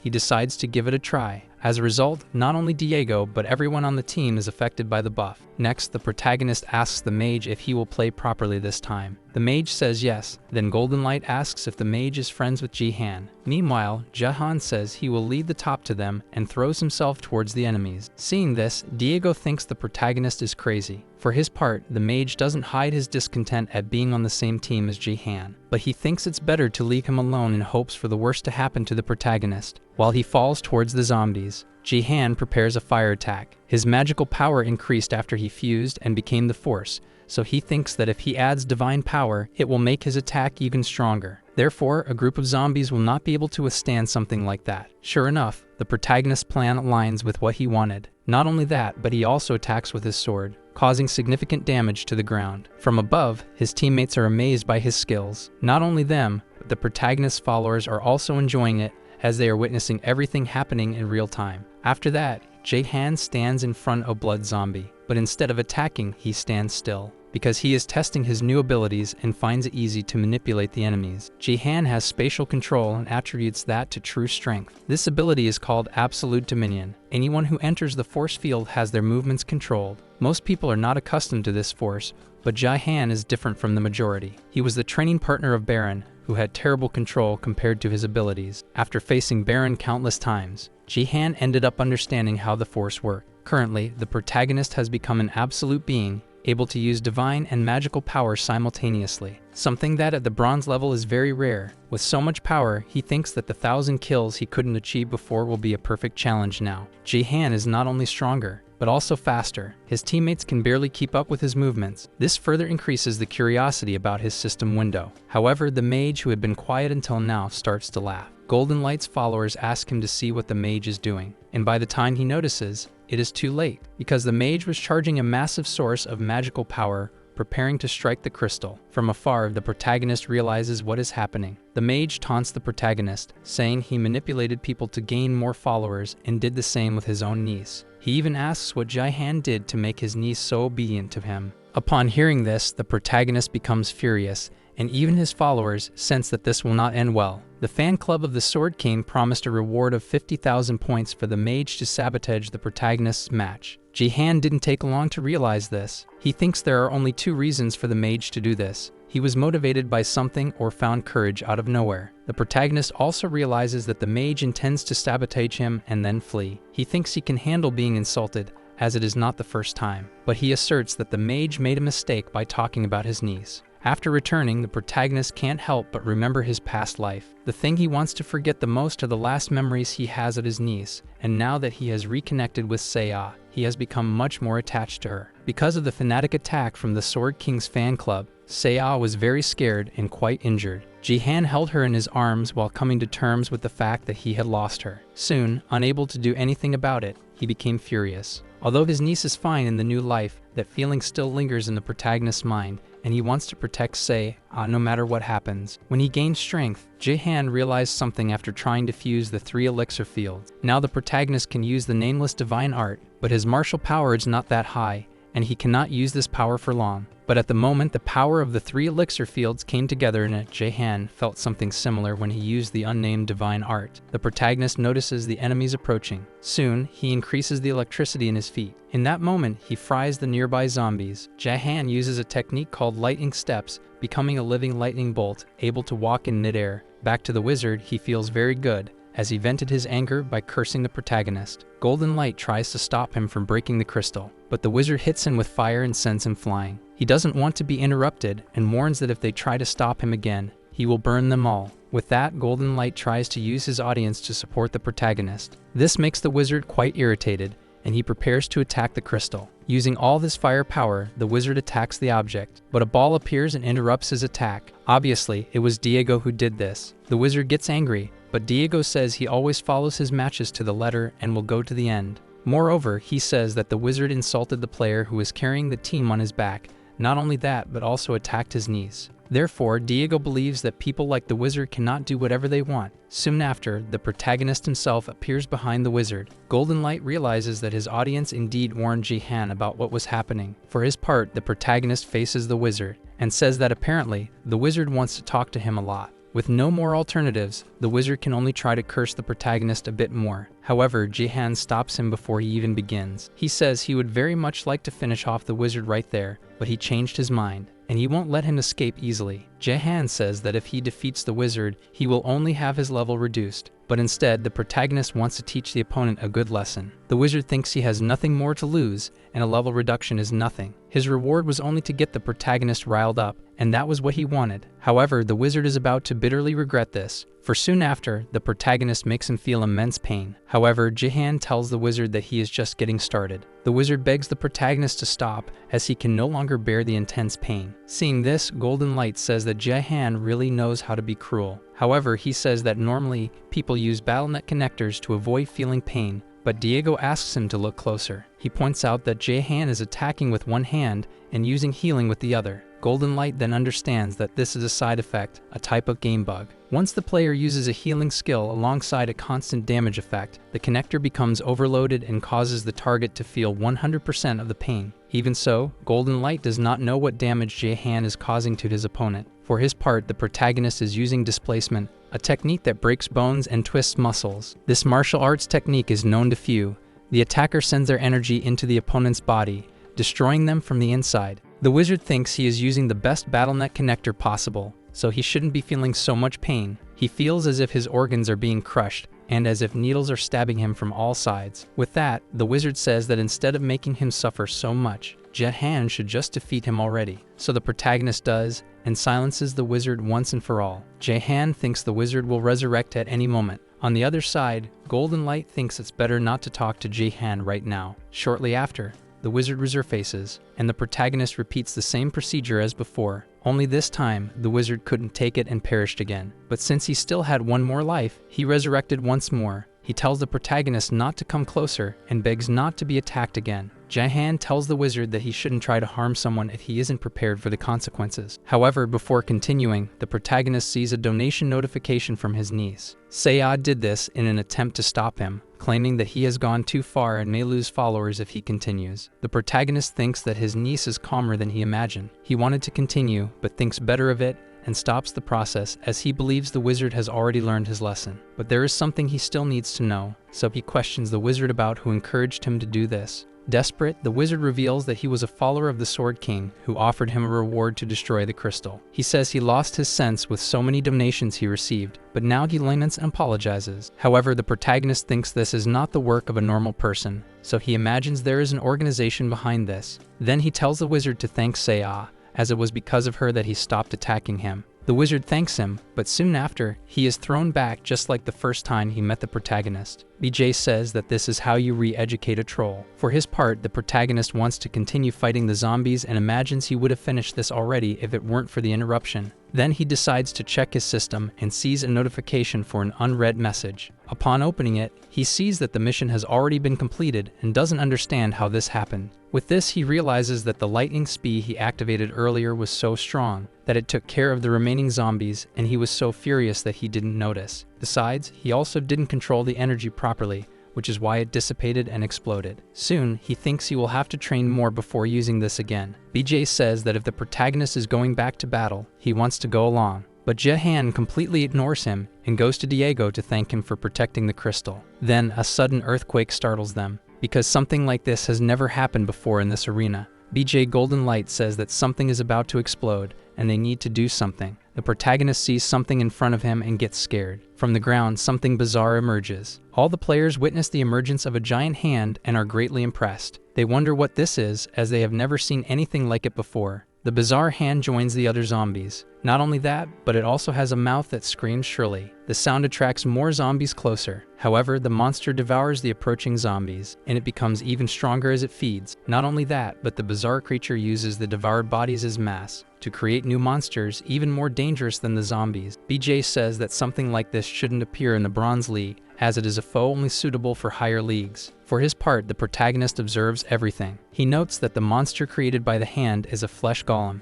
and he knows this is unprecedented in the Bronze League. After that, he receives a notification from the system, alerting that this is an extra mission, where it asks him to eliminate the new enemies. Not only him, but all players on the same map receive this mission. The system informs that the Apostle of Destruction called Black Hand needs to be stopped, along with his flesh golems. It also says they can reduce the strength difference with the blessing of the crystal. BJ Golden Light says that even stronger players have difficulties in missions like this, and he doesn't know if they will be able to face it. The protagonist knows this well and notes that this mission is not one that should be completed. He also noticed that although the difficulty level is above average, the rewards offered follow the same pattern. Therefore, this mission is at least epic level. Golden Light says it will be difficult, so he wants to give his best. But for that, he will get the blessing first and tells the others to do the same. But to his surprise, the protagonist charged into the attack without the crystal buff. Jae-han prepares to face the flesh golem using only his powers. He knows that this enemy is very resilient and can only be defeated if its internal core is destroyed, but the monster's body is not easy to break. The protagonist knows that even for experienced players,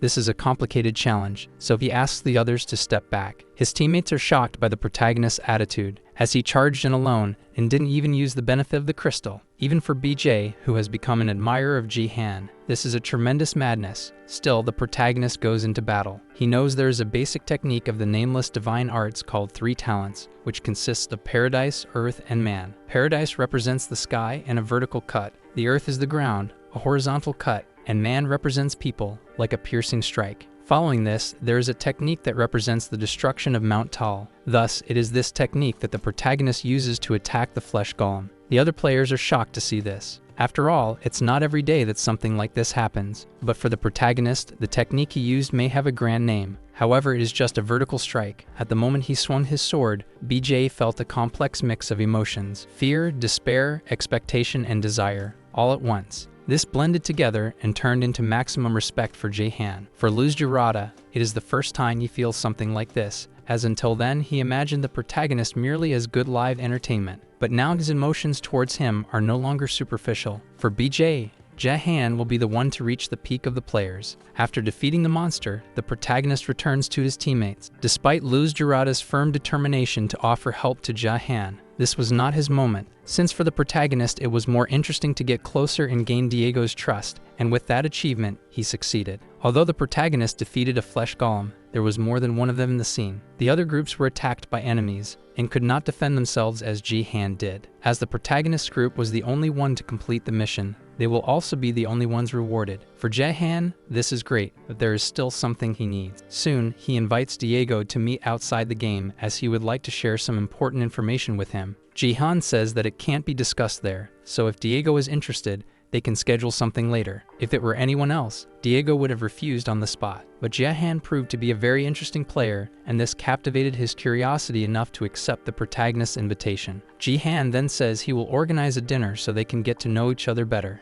BJ, on the other hand, is desperate for not being invited. He even offers to give some tips about the live streams, but the protagonist declines. Soon after, he logs out of the game and leaves Luz Jurata talking to himself. Back home, the protagonist checks his rewards in the system. He sees that the 10,000 points received are commensurate with the difficulty of the mission. But on the other hand, the crystal fragment he received is a bit disappointing. This crystal grants divine blessing, something that only holy supports can use. Moreover, it is one of the best buffs, being essential in the higher leagues. However, it can only be used once, which is why Ji-Han doesn't like it much. On the other hand, he leveled up and is close to evolving to the Silver League, something he wonders if any player has managed to achieve in such a short time. But the rank of his sword was the only thing that did not evolve, and this surprises him. The system alerts that the sword failed to maintain its internal power, and because of that, it will be destroyed. Ji-Han took a while to notice the problem and is now left without his weapon. Not only that, but the explosion of the sword caused a wave of energy around. He knows he needs to contain this energy, but ends up injuring himself in the process, as the shockwave is stronger than he imagined. Nearby, a new neighbor of the protagonist notices the beam of light coming from his apartment. Takeda moved near Ji-Han's building. Not only that, but he is the user who had the mage go against him in the last match. Previously, Takeda posed as a member of the Sword King's fan club and offered the reward for the mage to disrupt Ji-Han's mission. He did this believing that the mage would have his revenge,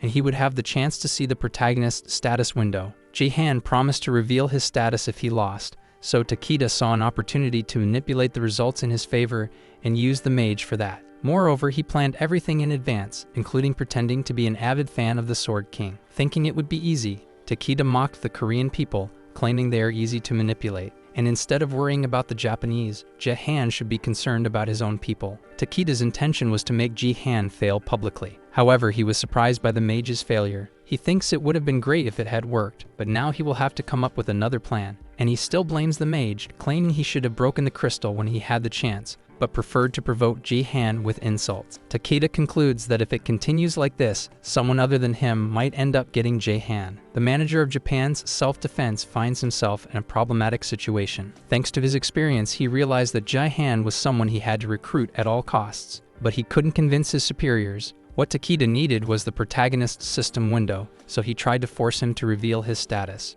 But since he failed, he thinks he needs to act more professionally next time. In this way, he believes that as soon as he has permission from his superiors, just like the Sword King, Sung Ji-Han will be recruited through the special method. Back to the protagonist, he was shaken while trying to contain the explosion. He knows this happened because the sword was not prepared for the technique he used to defeat the golem. Moreover, he himself is evolving very quickly, and his powers are becoming stronger. After that, his niece surprises him by entering his room. Seiya says that when she checked her bank account, she saw the amount of 50 billion. However, seeing her uncle's state, she asks what happened. Jihan says that his weapon exploded, but now everything is fine. Seiya says that he is not fine at all and needs bandages. She also says that although he has shown more maturity in recent days, he still behaves like a child sometimes. After a while, they go out to eat. Jihan thinks this is the first decent meal he has had since returning, but he says that even though he enjoys going to restaurants occasionally, he prefers home-cooked food. Seiya does not like to hear this after all.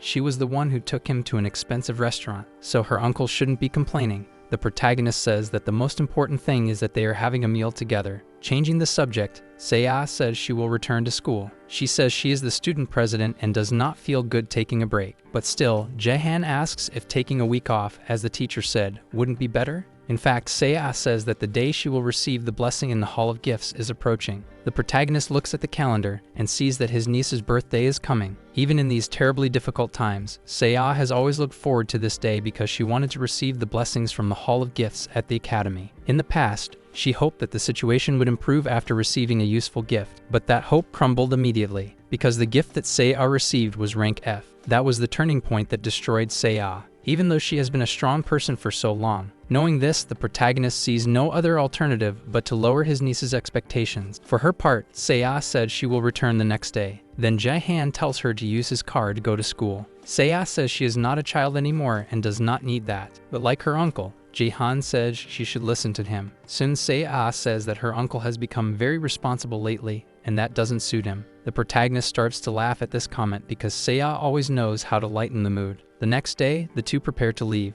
but they are startled when they arrive at the building's garage, because the place that was once full of cars bought by Seiya's father, now it is empty as they were auctioned off and none remain. Seiya says she can take the bus to school. However, the protagonist says that there is still one car left. This car belonged to Seiya's mother, and it probably wasn't sold for that reason. The protagonist gets into the car and looks for the keys. As soon as he starts it, the car emits a lot of smoke. Seiya feels a bit apprehensive, and her uncle asks if she is embarrassed. She says no, she is just worried about something. As soon as they arrive at their destination, a security guard tells the protagonist to get out of the car. Soon Seiya says that this is what she was worried about. The protagonist didn't think he would attract attention by parking in the BattleNet Academy courtyard with such a simple car. But the security guard reprimands him, saying that this is not a place for people like him, as he imagines that someone who parks such a bad car must have gotten the address wrong. However, the protagonist gets out of the car and says he is just accompanying a student to the academy. The security guard does not recognize him,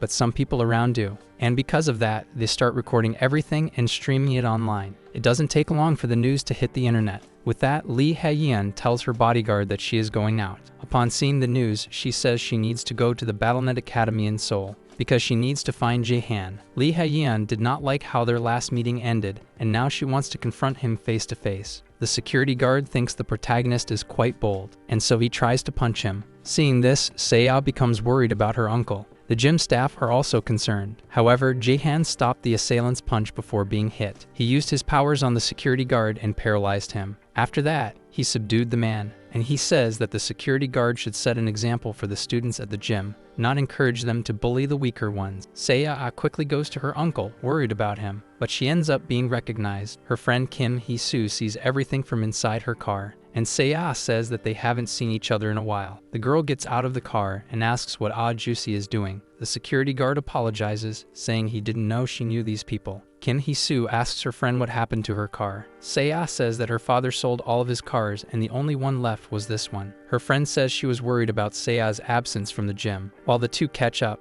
the protagonist stares at the girl as he didn't know his niece had someone so close to her. However, he thinks that something isn't right about this story. Sometime later, Lee Haeyeon arrives at the parking lot but doesn't find the protagonist, and she is upset as he was still there about 10 minutes ago. Lee Hae-yeon becomes anxious as she thinks other scouts might reach the protagonist before her, but her bodyguard tries to calm her down. Lim Gae-young says that biting her nails won't help, and that's why she's there to assist. Lee thinks it's good to have Lim Gae-young nearby. In any case, she needs to accomplish her goal. She sees that the protagonist has started a live stream. Therefore, she wants to follow him in real time to see what he will do this time. For his part, Jahan is already in the game, and by the way, he is crushing his opponents. He is using them as training dummies, and he puts his new skills into practice against the adversaries. Jihan realizes that he is managing to control thunder speed better. However, it's always good to practice a little more. On the other hand, no player wants to face him. Everyone saw the protagonist defeat a flesh golem with a single blow, and that put him on another level. Soon, no Bronze League player wants to challenge him. They see him as a natural disaster that cannot be resolved. After sorting everything out, the protagonist returns home. Not only did he finish in first place again,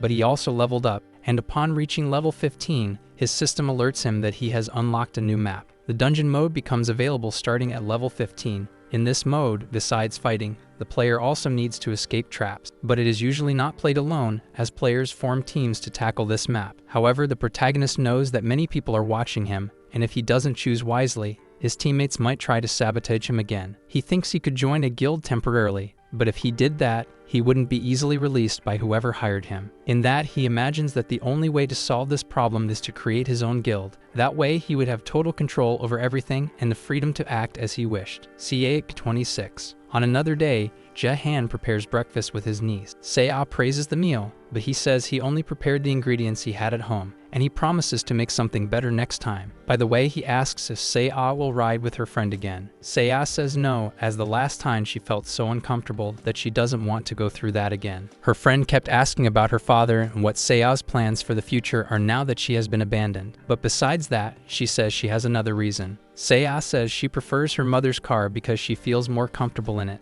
In a way, the protagonist feels comfortable hearing this. As they approach the gym, the protagonist notices a crowd of reporters. They discovered that his niece studies there and want to interview them. Jihan manages to get in but thinks he can no longer use this car. However, his surprise increases when he sees Lee Hae-yeon and her bodyguard. When he gets out of the car, he notices that the two were waiting for him. When questioning Lee Hae-yeon, she does not deny that she was there waiting for him. For her part, Seo says she won't interrupt him this time. Lee Hae-yeon asks if this time Jahan has time to listen to her. The protagonist leaves his niece at the gym and goes out for coffee with Hae-yeon. He comments that Lee Hae-yeon seems more relaxed than usual. She says this is because she is a former student of this school. Speaking of reactions, she says she doesn't understand what is going on in Jahan's mind. The protagonist apologizes for not having contacted her, if that is what she is referring to, as he has been quite busy in recent days. Lee Hae-yeon says it's alright, but admits that it was the first time she chased after someone, and since she managed to talk to him, she has a proposal to make. Soon, she offers Ji-han a platinum-level contract. The protagonist is surprised and imagines that Lee Hae-yeon has prepared well. Next, Lee Hae-yeon approaches the protagonist and says that this contract was only possible because of her. After all, she claims to have feelings for Jahan. In his thoughts,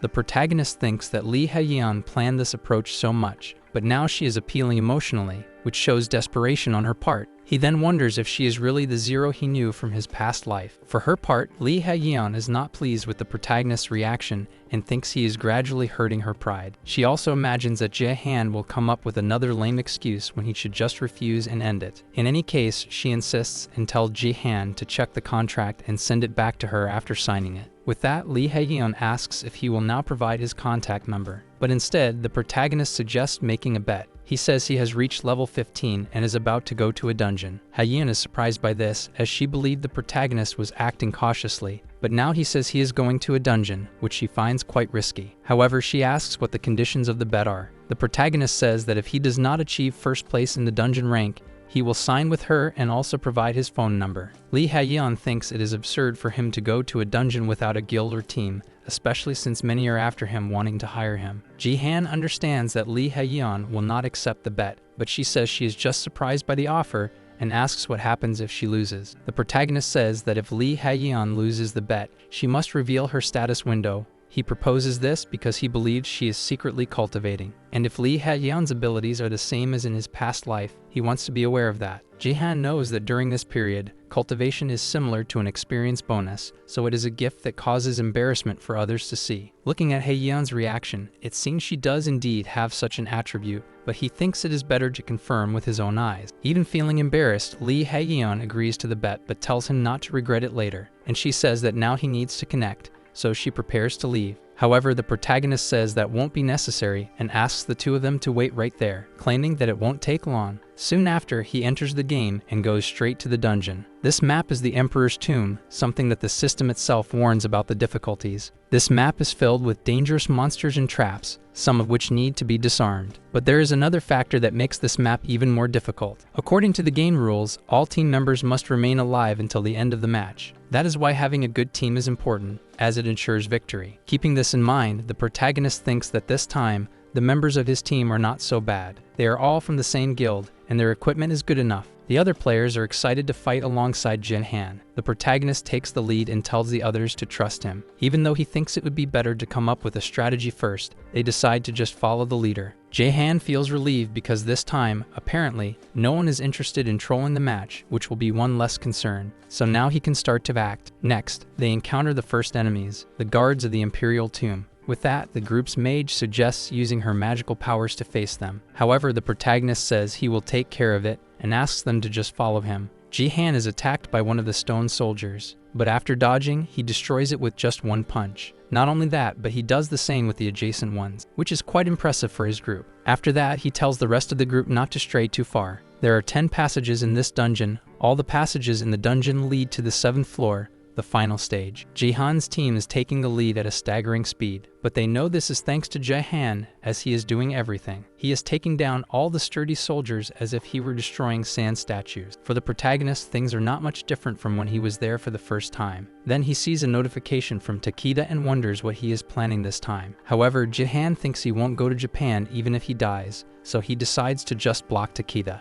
Meanwhile, his companions are impressed that he cleared 3 floors of the dungeon very quickly, something that would normally take much longer. They thank the protagonist for his work, as if it weren't for him, the whole team would have had more difficulties. For his part, Jae-han thanks his team for not intentionally ruining the game. Next, he reaches the 4th floor and notices that there is a trap ahead. Jae-han thinks this is obvious to the point of being too obvious. Since the walls and floor are pierced, something was bound to come out of there. He asks the group if it's okay to speed up the pace a bit more. The group agrees, so he continues with the mission, and he leaves the rear guard to the group. However, the warrior of the group is planning something. He thinks that as soon as he gets the opportunity, he will have his reward of 1 million points. Takeda is acting again. He didn't like being blocked by the protagonist, so he decided to try to disrupt him again and put a reward on his defeat. Previously, he had said he wouldn't use the same method again, but this is what he can do for now. Soon, he imagines that money solves everything, and with the right amount, everyone is manipulable. With that, Takeda is curious to see how Jae-han will escape this. He says that the moment the protagonist runs, it will be his end. Takeda even celebrates, as he thinks this can't go wrong, unless someone informed Jae-han beforehand, which he believes is not possible. As soon as the protagonist starts to run, the trap is triggered,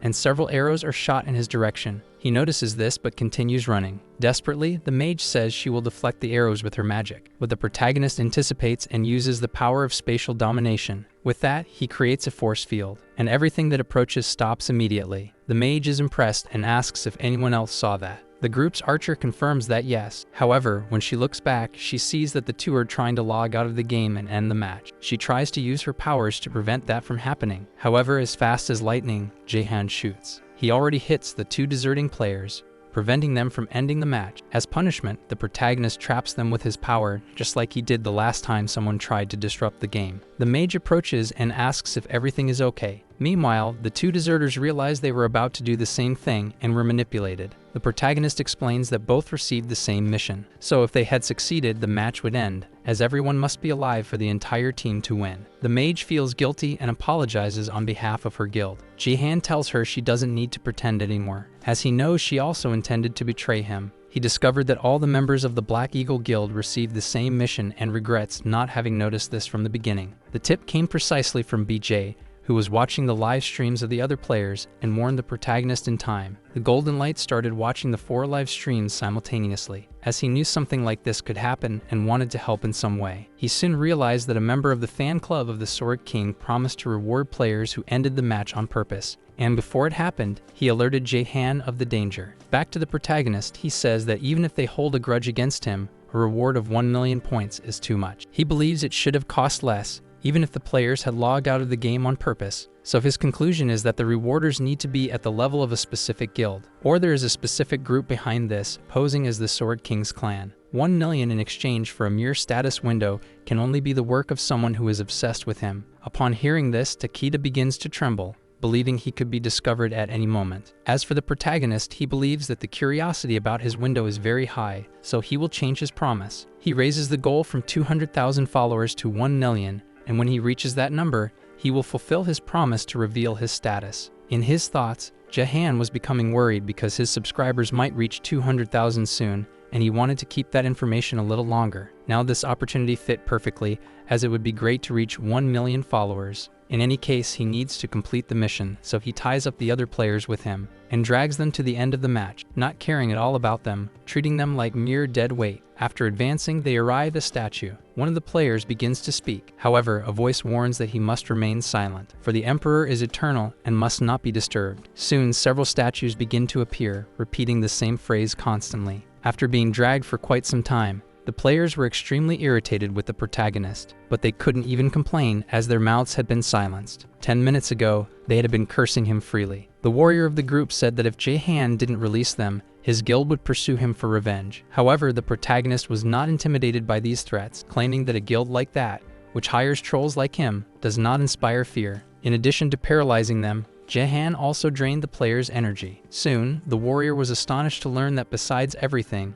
Jae-han also knew how to use pressure points. This technique is only used by high-level martial artists, so a player from the Bronze League shouldn't know it. At least that's what the warrior believed until that moment. Angry, he tried to insult the protagonist, but had his mouth silenced. Jae-han tells him to follow him in silence. Thus, the three were carried to the boss room, and throughout the journey, the protagonist used healing on them. After all, he needed both to stay alive until the end of the match. Although he was carrying the weight of the other players, Jae-han had no difficulty advancing. Shortly after, he arrived at the boss room and encountered the statues present there. Not only that, but he saw that enemies were everywhere. Soon, he was surrounded by so many of them. The statues did not remain still and tried to attack. For his part, the protagonist defended himself. At the same time, he pushed the rest of the group away to have space to fight. With the wizard sword he had picked up, Jae-han did not fight empty-handed and took down the enemies as if they were made of paper. But he had a surprise. Upon seeing that a different statue had awakened, he knew it was not just any statue, but the Emperor, the boss of this dungeon. It was at this moment that the voices demanded silence so the Emperor would not be disturbed. But apparently, it was already too late for that. The protagonist's system issued a mission notification,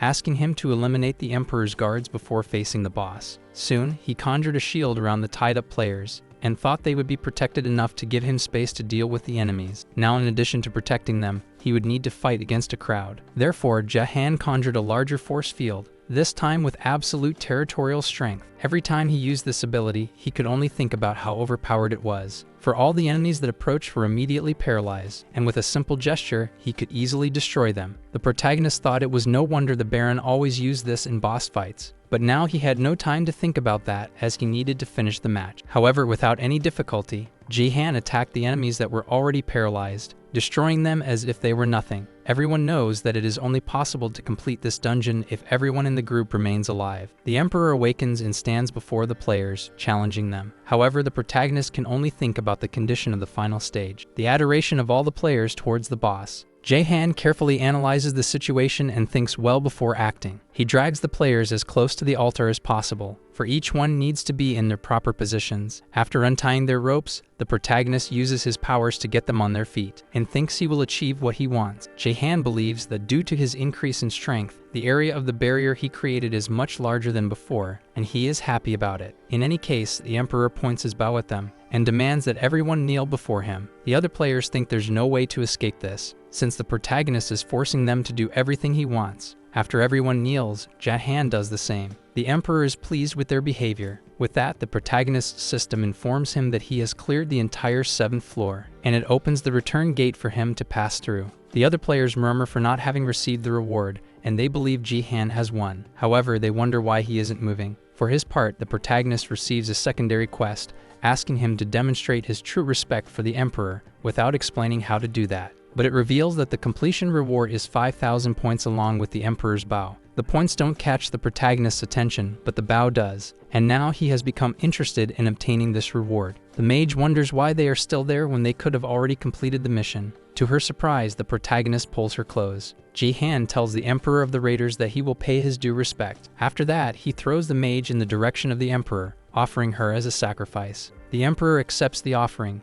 and with that, the mage is eliminated from the match. This catches everyone by surprise, including the other players, and also the chat of Ji-han's live stream. The Emperor asks why the protagonist referred to him as the leader of the Raiders. Ji-han says that a conqueror is nothing more than the raider of raiders, and he wants to demonstrate his respect accordingly. He mentions that there are several pieces of gold scattered around. However, the most valuable item for the Emperor is the bow and arrow he possesses. The conqueror's bow has been marked as a reward. Knowing its value, Ji-han thinks that the way to show his true respect is to loot it. For him, this is the clear condition for this hidden quest. Hearing this makes the Emperor laugh. He says he likes Ji-han and considers him someone exceptional who has impressed him greatly. Therefore, the Emperor says he will grant the protagonist his treasure for demonstrating true respect for him. Ji-han prepares for what is to come. The Emperor draws his bow and says he will shoot a phoenix arrow, his true treasure. As the protagonist prepares to fight, the rest of the group begins to feel heat, and it doesn't take long for them to burn with the flames. Even the protagonist is feeling the effects and notices the danger. He knows that if this continues, he won't be able to hold on for much longer. Ji-han no longer cares about the remaining team members. However, at the moment this happens, their weapons will also disappear.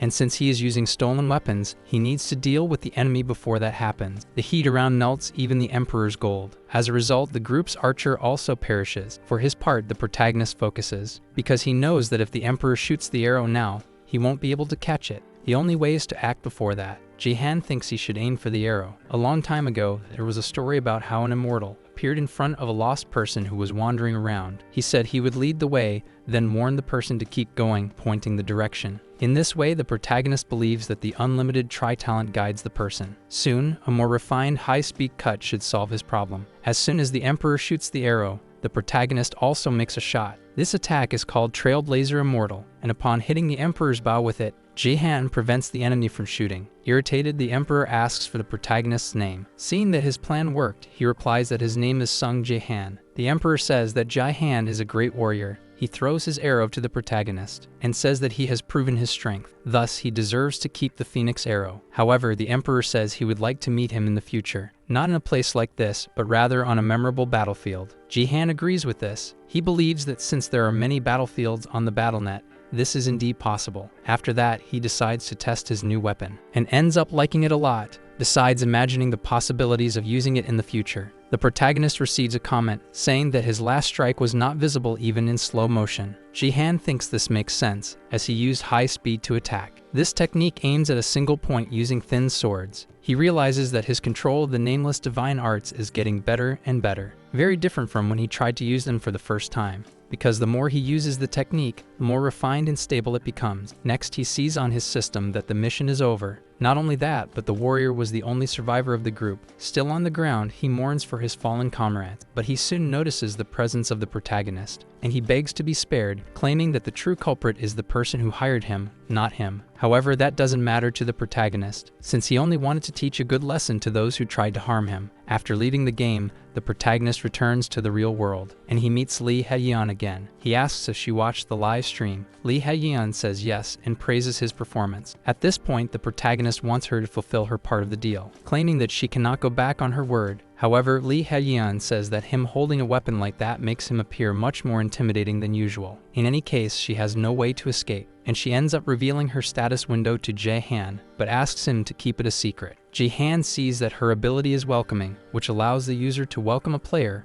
providing support for others to become stronger. Meanwhile, Lim Gae-young wonders if her boss will be okay, because she knows that her boss is extremely embarrassed to talk about her ability. Plus, she spent a good amount of money and didn't get a worthy ability. Once, Lee commented that the newbies from the Turtle Guild had good abilities, and she was envious of having spent so much money only to end up with a temporary home. That's why she regrets going to the academy. Lim Gae-young thinks that her boss always spoke poorly of the academy and her ability whenever she had the chance, and finds it an irony of fate. For her part, Lee Hae-yeon wonders why Jae-han hasn't said anything until now. Then she sees him smiling and finds his attitude very rude. However, the protagonist says he is not laughing at her and is just happy. Soon after, he asks for Lee Hae-yeon's contact number. She doesn't understand why, after all, she lost the bet, but the protagonist claims he has no special reason and just wants her number. Irritated, Lee Hae-yeon says that her number was on the business card she gave him last time. However, Jae-han claims he lost the card, which makes Lee Hae-yeon think that he really has no interest in her. But this leaves her very confused, as now Jae-han is asking for her number. Lee thinks that the protagonist only became interested in her after seeing her ability, and believes he is playing with her feelings. Her ego is even more hurt, and the fact that he asks for her number after everything only makes things worse. However, she cannot refuse to give her contact, as she thinks she might gain something from it. Not only that, but she also adds a heart next to her name to try to provoke him. After that, Lee Hae-yeon tells her bodyguard that they are already leaving, but in her mind she thinks she has hooked the protagonist, and sees this as a way to turn the game in her favor. Ji-han says goodbye and mentions that he will get in touch. However, he leaves laughing, breaking all her expectations, and soon Hae-yeon wonders what is wrong with him. Meanwhile, the protagonist's live stream is being discussed by many, including by his niece's friends, who praise the girl's uncle's performance. However, Kim Hee-soo is the only one who apparently doesn't like it much. Another friend of Seiya says that the last time she visited her at home, her uncle was in a deplorable state of alcoholism, but now he is completely different. In a way, Seiya likes to hear this, as it means her uncle has matured. Hee-soo says she almost forgot, but mentions that her friend's 18th birthday is coming up soon. Upon reaching adulthood, people have the right to awaken as players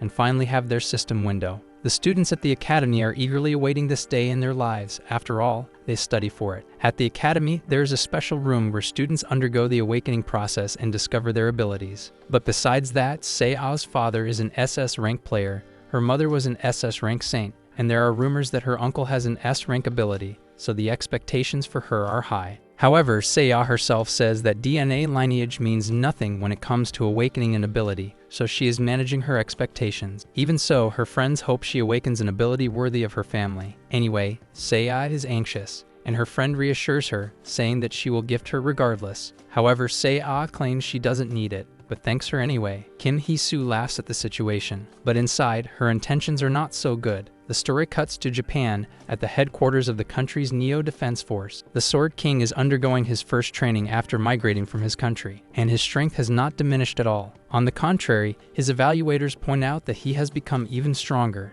and they are eager to see Ito Ryuhai's first battle, since he will represent Japan in the International BattleNet tournament and will face an opponent from his former country. At the headquarters of her guild, Lee Hae-yeon receives a call. Her father is trying to arrange a marriage for her, but Hae-yeon says he cannot do whatever he wants with her and tries to impose limits, claiming that the choice to marry or not is hers and her father should not interfere. Moreover, she states that she does not want to marry now and hangs up the call. Next, her bodyguard arrives and asks if Miss Lee is okay. However, she replies that she is not and says she is furious. She mentions that last time, her father tried to marry her off to a fat man, and now he insulted her by suggesting she marry a bald man. Lim Gae-yeon understands the situation and states that not all wealthy families live comfortably. She also says that her boss seems tired and should go home, but Lee says that it is comfortable enough here. However, she apologizes to Lim Gae-yeon, saying that as a bodyguard, she does not have much free time for herself. Lee believes that if she had an S-rank talent, she would have been able to turn the BattleNet upside down. She has the duty to protect the successor of the Reason Guild and needs to hold on until Gae-young takes over the leadership. Soon, Lee believes she will be independent,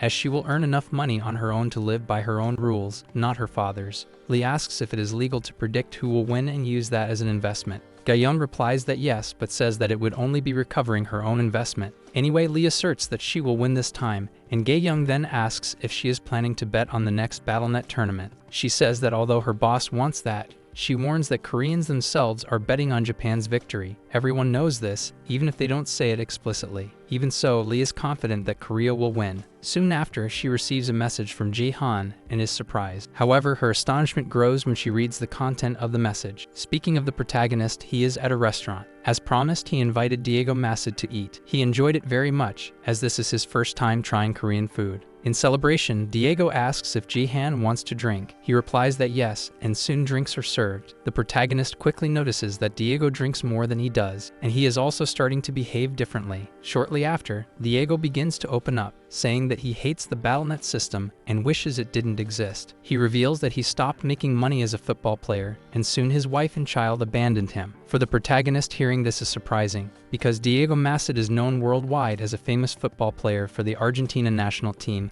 and even won a cup for his country. But he also knows that as soon as the BattleNet appeared, people lost interest in any other sport, and obviously, the popularity of football declined. Thus, a world-renowned football player ended up having to enter the BattleNet to survive. Anyway, Diego wants to get straight to the point, and he asks why the protagonist wants him to become a mage. Jihan explains that Diego's talent consists of using his football player skills and equipment to fight within the BattleNet. Diego confirms this and says that it was the only thing left from his life in football, but on the other hand, his magical skills are terrible. The protagonist then hands him an item. With this, Diego realizes that it is an orb shaped like a football. This orb is made of spider silk, used as a tool by mages. Its main characteristic is its elasticity, and it was crafted by a spider monster. By nature, spiders use their legs, so this item is perfect for Diego. Jihan says that with this, Diego could show his true potential. The protagonist is sure of this statement, as he has seen it happen in his past life. He says that this item is valued at 500,000 BattleNet points, around $5 billion.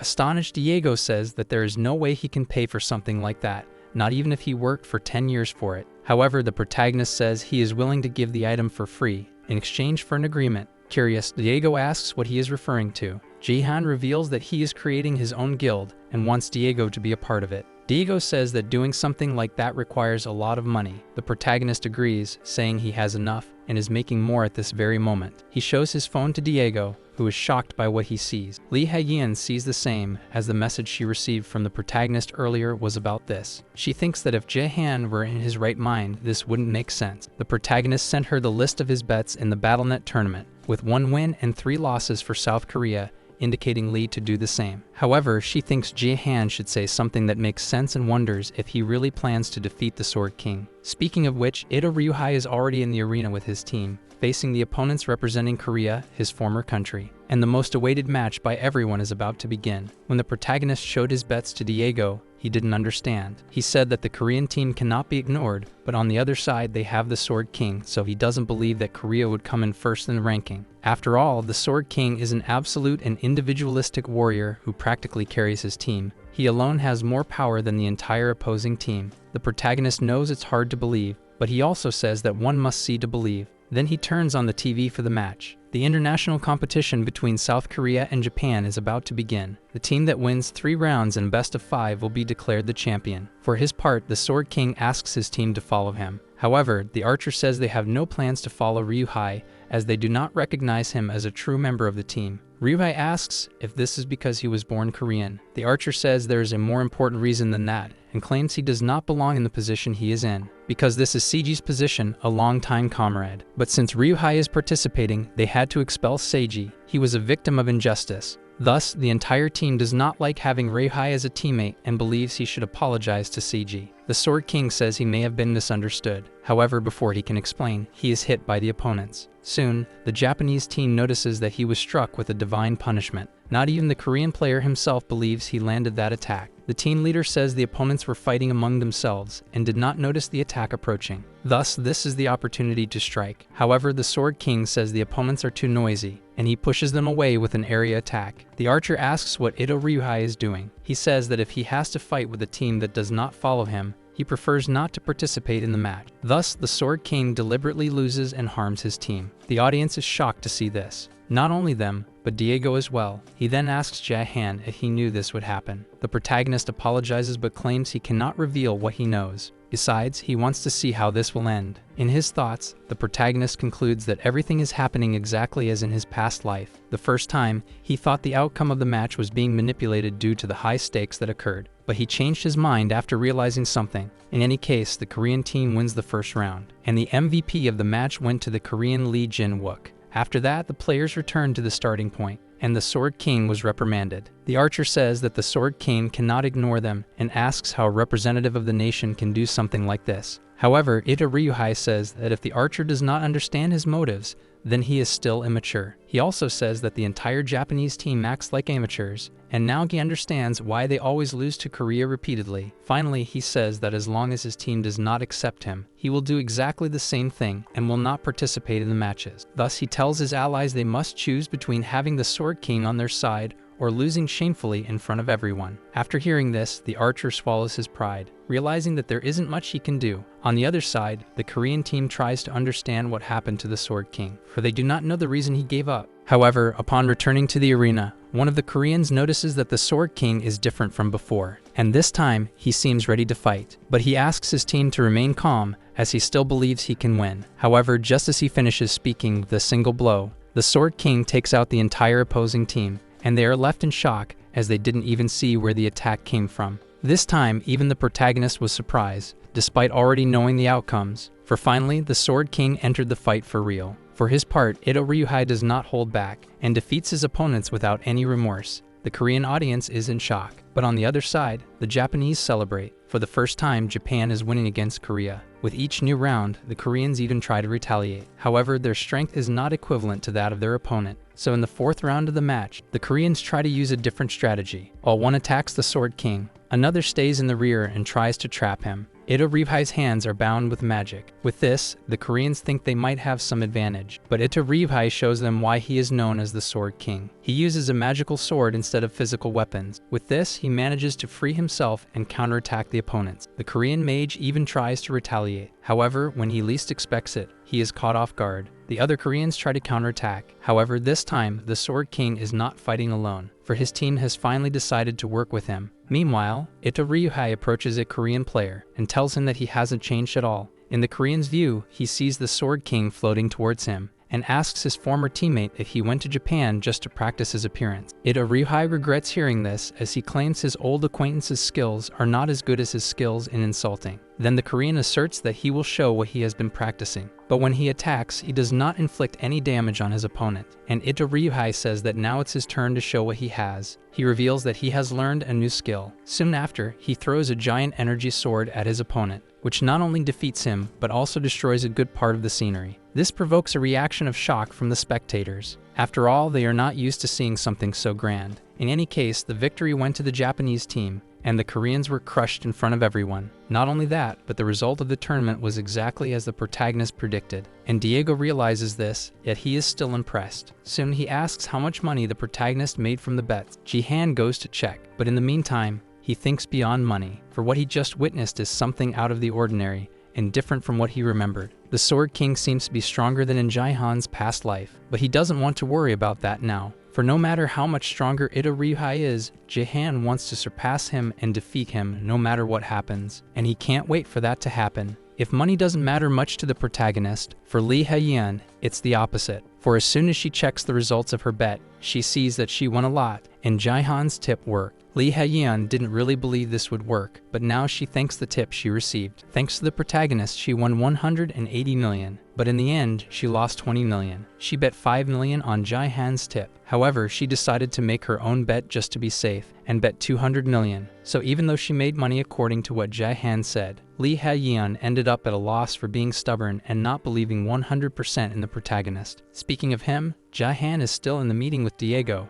and asks if he has decided to join his guild. Being honest, Diego states that he doesn't understand why Jihan wants someone like him on his team. He himself doesn't believe in his potential. However, the protagonist says that Diego witnessed how he perfectly predicted the outcome of the tournament. Thus, he asserts that his decisions are assertive, and he chose Diego believing in his potential. He claims that one day Diego Massid will become the best and most powerful mage that exists. Therefore, this contract he is offering is an investment in the future, where both would come out winning. Diego thinks that since he joined Battle.net, It's the first time someone has said something like that about him. He had forgotten what his past as a soccer player was like. Before, anyone could bet on his future. But since he entered the game, that hasn't happened again until now. However, Jahan gave him hope. With that, Diego sees no reason not to accept working with him. Diego agrees to join the Protagonist's Guild, promising to never forget what he is doing for him, and someday he wants to repay him in kind. Satisfied, the protagonist praises the determination of his new ally. At another moment in the game arena, Lim Gae-young is fighting against some players.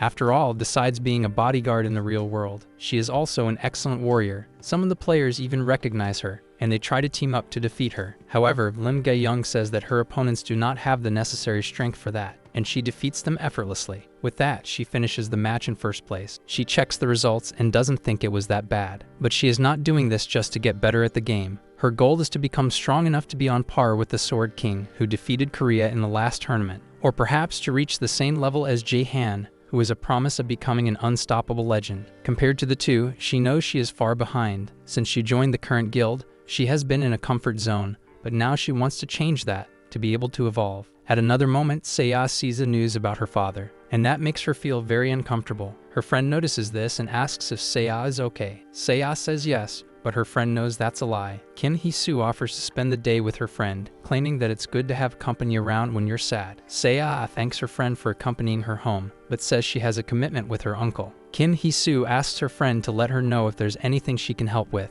Being honest, Seiya says there is something she would like. However, before she can speak, the car driver brakes suddenly. Irritated, Kim Hee-soo asks why he did that. The driver points to what is in front of him and says that there is something wrong in front of the Sword Palace. Seiya herself doesn't understand as she sees some unfamiliar people in front of her house and gets scared. For his part, the protagonist is testing his skills. He jumps from building to building with great ease, as if he were leaping over common obstacles. After stopping for a moment, he notices that he is getting better and better. From a distance, he sees the tallest building in the city, and imagines that the view from its top must be the best. Sometime later, he arrives at the building, and thinks that he has only had a view like this in his past life, at the American Guild he was part of. Soon, a view like this makes him remember his past. He recalls that before returning, he was looking for Yoon Se-jin, but he never found him in his past life. During the time when half of the nations on Earth had disappeared and the best in the rankings began to gather, Yoon Se-jin, who had always been first as a warrior, suddenly disappeared. The protagonist still doesn't know the reason, but the current Se-jin is as strong as he was at the peak of his past life. Jae-han thinks that he cannot relax just because his growth rate is fast now, because he needs to become much stronger than he was before, becoming the master of the nameless divine arts. Back in front of the Sword Palace, Kim Hee-soo's driver and bodyguard tries to clear some reporters from their path. As he was about to enter the building's parking lot when the journalists surrounded the car, they want to interview the daughter of the Sword King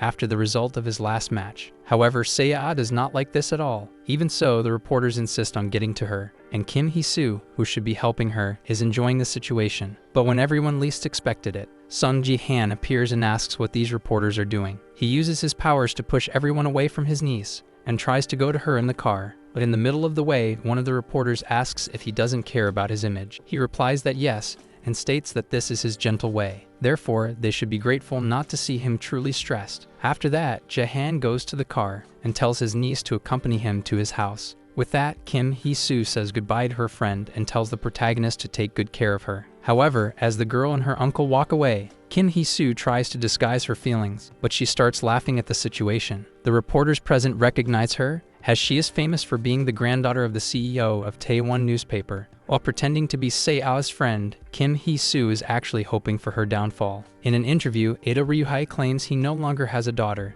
and all his past before Japan no longer exists. The protagonist watches this and realizes that this is the reason for the reporter's visit. He becomes furious upon hearing those words, but he notices that his niece is quieter than usual. He knows that Seiya was doing well overcoming her loss, but this interview ruined everything. Changing the subject, Seiya asks if her uncle still remembers the Shadow Queen. Ji-han says yes, and then she reveals that she found a clue. On her phone, Seiya shows what she discovered, and leaves her uncle quite surprised. Sometime later, the protagonist returned to the game. He showed motivation to destroy all his opponents, but in reality, his attention was focused on the audience area, because that's what a Shadow Queen is, something he wanted to see with his own eyes. The day before, his niece revealed what she had discovered. After investigating thoroughly, Seiya found what was probably what her uncle was looking for. Even without being 100% sure, she believed she had found the first suspect of being the Shadow Queen. Seiya says that previously they were only looking at the elves sitting on the thrones, but when looking at the shadows, she found this hooded elf, and what caught the girl's attention was the color of this elf's eyes, which is different from the others.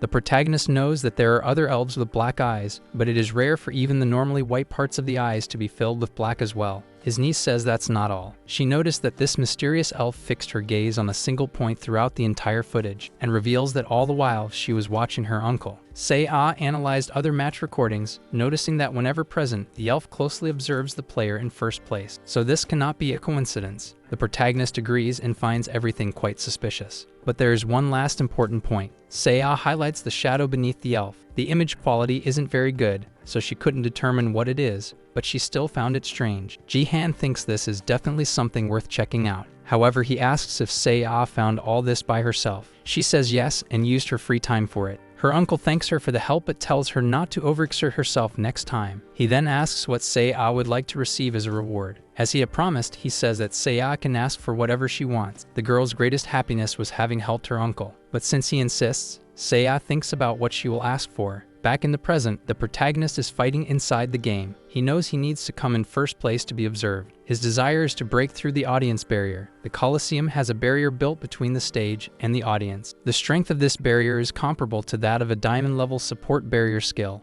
which works to prevent all attacks and skills from leaving the games. That's why the protagonist can't see the true identity of the Dark Elf. Therefore, he needs to create a gap to see through the barrier. Jihan imagines that with his new weapon, he will be able to. The Phoenix Arrow he obtained from the Emperor. Until now, he hasn't been able to use the full power of the item, as it hasn't been necessary. But to break such a strong barrier, he will need to reach the weapon's full potential. Additionally, he also wants to combine the weapon's strength with the 3 martial talents. Prepared, the protagonist attacks the barrier, because he needs to break through it to see the elf. Immediately, the viewers of his live stream go wild. He continues attacking with all his might. Otherwise, he knows he won't be able to pierce the barrier. Until, after attacking the same spot repeatedly, Jihan manages to create a gap in the barrier. Immediately, he uses his skill called Wanderer's Eye, because he needs to locate the target before the barrier regenerates. However, the elf notices what the protagonist is doing. She then asks who he is. Jihan can hear her in his head, but before he could do anything, he is transported to a dark dimension, until a light appears and catches his attention. However, nothing good comes from her, and now he has another problem to solve. Sometime later, the protagonist wakes up in his bed. He feels exhausted and cannot rest properly, because every time he closes his eyes and tries to relax, he remembers the sinister encounter he had with the shadow last time in the game. For him,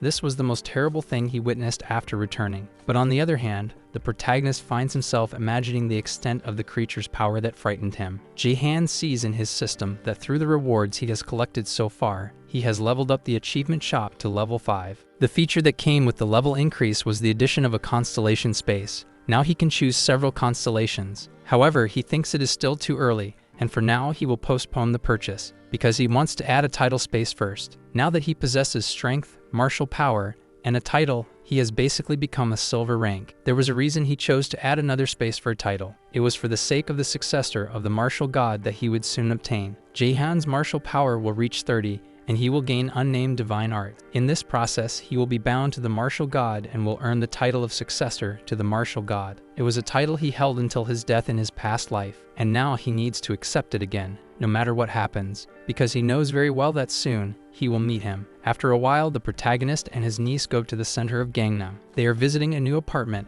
and the person responsible for the property is outlining its features. However, Seiya can only think that this property is much smaller than her current home. As Seiya steps out to look around, the protagonist notices his niece's discomfort. He knows that the girl has lived her whole life in the Sword Palace and is not used to a regular apartment. However, he knows that the move was suggested by his niece herself. Previously, the protagonist had asked what Seiya's wish was, and she wished to move out of the Sword Palace, precisely because the place reminds her of her past, and the memories linked to her father are not doing her any good. Thus, the protagonist committed to helping with the move, and he wants to find a new place soon. But now he says it might be better to choose a place with more space, because Seiya will soon become a player and she needs an adequate space for her connector. The person in charge praised the protagonist, claiming that the girl is lucky to have such a helpful uncle. Seiya agrees and says she will always be a fan of her uncle. In fact, the person in charge reveals that he was part of the family of the Sword King, but after his departure to Japan, he immediately gave up. After that, he claims to have been worried about Seiya when he quit, because he thought it would be difficult for her to deal with all this, but he feels relieved to see the girl doing well. He also says that she has a long way to go as soon as she awakens, and he is sure that the girl will gain a good gift. Upon hearing this, the protagonist remembers that attention on his niece has increased since the Sword King's first departure to Japan. Moreover, everyone has high expectations to know what gift she will inherit. However, he knows that in his past life, Seiya received a rank F gift, and that left her devastated. Thus, he imagines that he will have to reverse this situation in any way, because people only make things worse, especially reporters. Speaking of which, Kim Hee-soo, the granddaughter of the CEO of one of the largest newspapers in the country, is actively working to harm Seiya, and is basically revealing all the information she knows about the girl. A man hears her doing this and says that Kim Hee-soo is a fake, perfect to inherit her family's media legacy. He even asks if Kim Hee-soo feels any remorse. For her part, she responds that Seiya does not come from a good family, so she is someone disposable. Moreover, Kim Hee-soo's only interest is to help her family no matter what, and she wants to use Seiya for that, as she imagines she can convince her to give an exclusive interview. However, she claims that the biggest problem is the girl's uncle, since they are always together. Then Kim Hee-soo asks if the guy really has confidence that he can defeat Ji-han in battle. He tells Kim Hee-soo not to worry about that. He also tells the girl to keep her promise. Kim Hee-soo says that as soon as her work is done, she will let him do whatever he wants with Seiya. The day of Seiya's awakening has arrived. She is quite anxious about it. To make matters worse, Kim Hee-soo is trying to convince her to give an interview after she receives her gift. Seiya doesn't want to be rude to her friend, yet she refuses to be interviewed. Kim Hee-soo claims that she has been feeling very disappointed lately, stating that she can't stand seeing her friend being criticized because of her father. She says that Seiya is innocent and shouldn't have secrets, then asserts that her grandfather can help with that. Seiya thanks her for the offer, but claims she is not interested at the moment. Then she gets up saying she is going to the bathroom. Kim Hee-soo is super irritated that she couldn't convince her. However, she doesn't give up yet and believes that after Seiya's awakening, things might change in her favor. Hee-soo imagines what gift Seiya will receive and hopes it will be something really bad. For her part, Seiya tries to think a little. She already knows about Hee-soo's bad intentions and has been avoiding her since then. Earlier, Seiya was in the bathroom and overheard Hee-soo speaking ill of her. Kim Hee-soo not only spoke badly of Seiya to the other girls, but also mocked her, claiming that without her father, she is nobody. Moreover, Kim Hee-soo considers herself from a noble family and places herself above others. She also says she can hardly wait to see Seiya's face when she receives a bad gift. At that moment, Seiya was in the bathroom and heard everything. Since then, she knows what her supposed friends say about her in her absence. Seiya was shocked for a brief moment, and fear took over her mind, because now that she is in the awakening room, she believes she might actually receive a bad gift. Even so, she hopes Hee-soo is wrong, and she begs the altar to grant her a high-rank gift. In any case, the procedure begins, and Seiya is quite impressed with what she sees. Sometime later, the protagonist waits outside the academy. He is waiting for his niece to come out so he can meet her. Some security guards say that Seiya is still in the room and will be protected by them. One guard says that after recent events, the academy has reinforced its security and now wants to keep curious eyes away, especially from the press. After all, the government itself is paying extra for the enhanced security. The day before, the protagonist had a brief conversation with manager Park Yoon-sik regarding the donation issue from the Sword Palace. Manager Park has a great understanding of the current situation, and he warned that the government provided security to ensure Seiya's safety on the day of her awakening. Because of this, Ji-han is a bit more at ease. Upon arriving at the awakening room, the guard says they have prepared a chair for Ji-han to wait for his niece to come out. Now the guard says he will give privacy to the protagonist, but warns that he can call if he needs anything. Knowing how things ended the first time, Ji-han feels anxious for his niece, and he is there to provide support when she comes out, as he knows the girl will need it. He even bought a gift to try to comfort her. Some time passed, and the protagonist is surprised by a sudden appearance. Kim Hee-soo appears in front of the awakening room with a journalist. The protagonist knows that his niece introduced this girl as a friend, but now he sees that she is accompanied by a reporter and quickly understands their intentions. Ji-han asks how they managed to bypass the security blockade. Kim Hee-soo says that the media has its connections. He then asks if the girl isn't even going to disguise the fact that she sneaked in here. However, Kim Hee-soo says she studies there too, so she has the right to walk these halls. Ji-han tells her to leave, as his niece is going straight home after she comes out and won't talk to anyone else. However, Kim Hee-soo claims she won't leave until she gets her interview. In that, the protagonist asserts that he won't just stand by and watch Kim Hee-soo do what she wants with his niece. Kim Hee-soo then asks if he is threatening her, and says that if that's the case, instead of fighting her, Jae-han will have to face a level 50 warrior. Meanwhile, inside the room, Seiya kneels after awakening a rank F gift, which she feared the most. She can't believe this actually happened and thinks it means her end. Outside, her uncle was cowardly attacked, and now he will have another problem to solve. After attacking the protagonist from behind, the man says he can't wait to get his reward. Jae-han, with blood in his eyes, asks what this man's intentions are with his niece. For his part, the enemy is impressed that Jae-han is still standing, even after taking such a strong hit. The protagonist retaliated with a punch immediately. However, he realizes that the enemy is wearing skin coated in stone. With that, the enemy notices the protagonist's surprise and asks where all his previous confidence has gone. Seeing the two fight,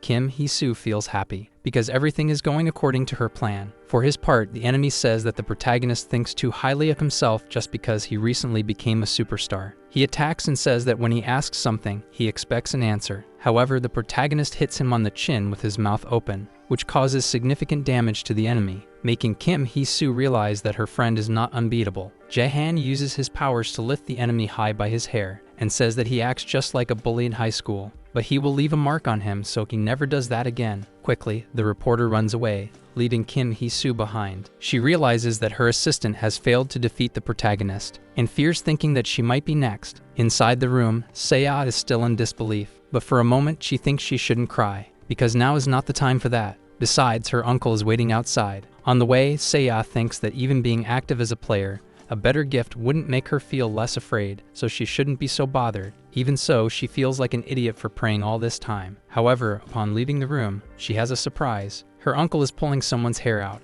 and she asks what is happening. However, she soon sees Kim Hee-soo in front of her, upset about what the protagonist did. Kim Hee-soo claims that her grandfather is a powerful man, but Jae-han insists he doesn't care about that. Not backing down, Kim Hee-soo claims she can fabricate false news about him and his niece, and using the power of the press, she can turn the whole world against them. Moreover, the public opinion about the Sword King is already not very good, and she could start from there. However, Jae-han tells Kim Hee-soo to give it her best shot. He could leave Korea with his niece if necessary, but he asks if Kim Hee-soo would be able to bear the burden of the act she committed. Kim Hee-soo says that if it comes to that, Jae-han would never be able to hold her responsible for any harm caused to him or his niece. But the protagonist asserts that he could. He says that Kim Hee-soo is someone who would never regret her cruel actions, so he will make sure to leave a mark on her, of what would happen if she tried something against him or his family again. After that, Seiya goes to the car with her uncle, and asks if everything is okay. She says that Hee-soo deserved to pay for her actions, but she thought the punishment was too harsh, especially since she belongs to a powerful family. The protagonist reassures his niece, saying that she has nothing to worry about because he knew what he was doing from the start.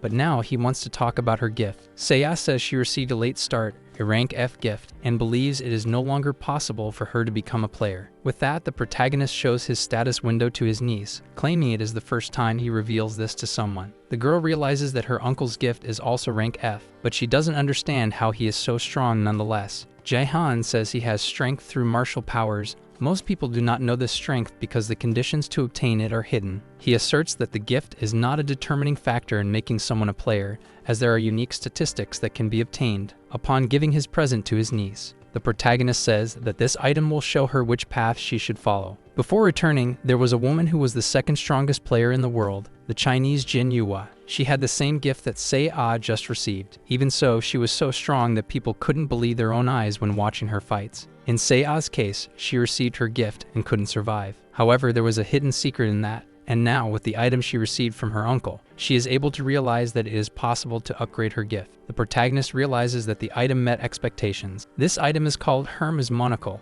and it can be used to see the true nature of your gifts. Before his niece's birthday, the protagonist had prepared the item, as he already knew what was going to happen. He tells Seiya that she can use this knowledge to evolve her gift, and with the right training, she could be more efficient than most people. Not only that, but Jae-han claims that she can quickly achieve a rare status gain, which he mentioned before. With that, he asserts that his niece has the potential to become the strongest player someday. Seiya is moved to hear this, for until now she believed she had received a bad gift, but now she realizes she was mistaken. Her uncle encourages her, as he does not want to see Seiya lose hope. He knows that his niece was abandoned and heard from her own father that he no longer has a connection with her. Moreover, she was betrayed by her school friend, and the media is paying attention to every step she takes. However, now she does not want to be known as the daughter of the Sword King. but rather as the player named Yoon Se-ah. The protagonist is aware of all the emotional burden she has been carrying all this time, and he says that sometimes it is hard to hold it in, so he tells her she can cry as much as she wants now. Se-ah says that she has cried enough for today. She says her uncle is becoming more and more fascinating, and it even seems like he can predict the future. However, Jahan claims that he is just lucky. Changing the subject, Se-ah says she is very hungry. The protagonist then says he will prepare something.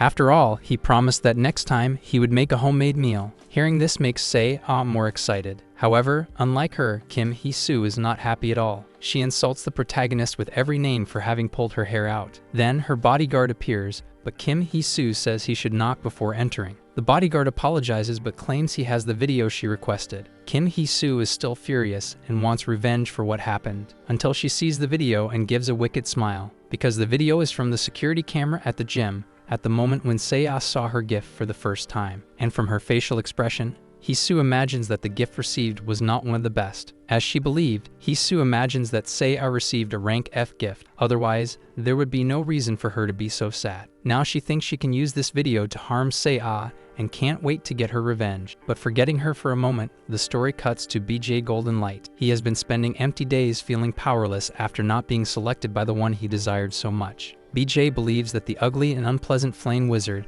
and those filthy and repugnant eagles took his focus away. But believing that he dealt with everyone who bothered the protagonist, he concluded that he is doomed to become his manager. Speaking of the protagonist, he has returned to the game, and he is using his newly acquired weapon to destroy some zombies. As he defeats the monsters with ease, the players on his team are watching everything from the sidelines. Jahan is handling the situation so easily that his teammates have nothing to do but watch. With that, he again finishes the match in first place. Soon after, his system alerts him that he is eligible to participate in the Silver League, as he has completely mastered the Bronze League. Jahan is among the top 100 in the Bronze League. This means he is not only among the best in Korea, but also in the entire world. That is why he was promoted to the Silver League, as he has become strong enough for it. However, only one of the selected will be promoted. The battle for promotion is a survival game and only ends when there is only one person left, so only the first place will go to the Silver League, a phase that determines who will come in first place. The protagonist sees the list of participants and, as expected,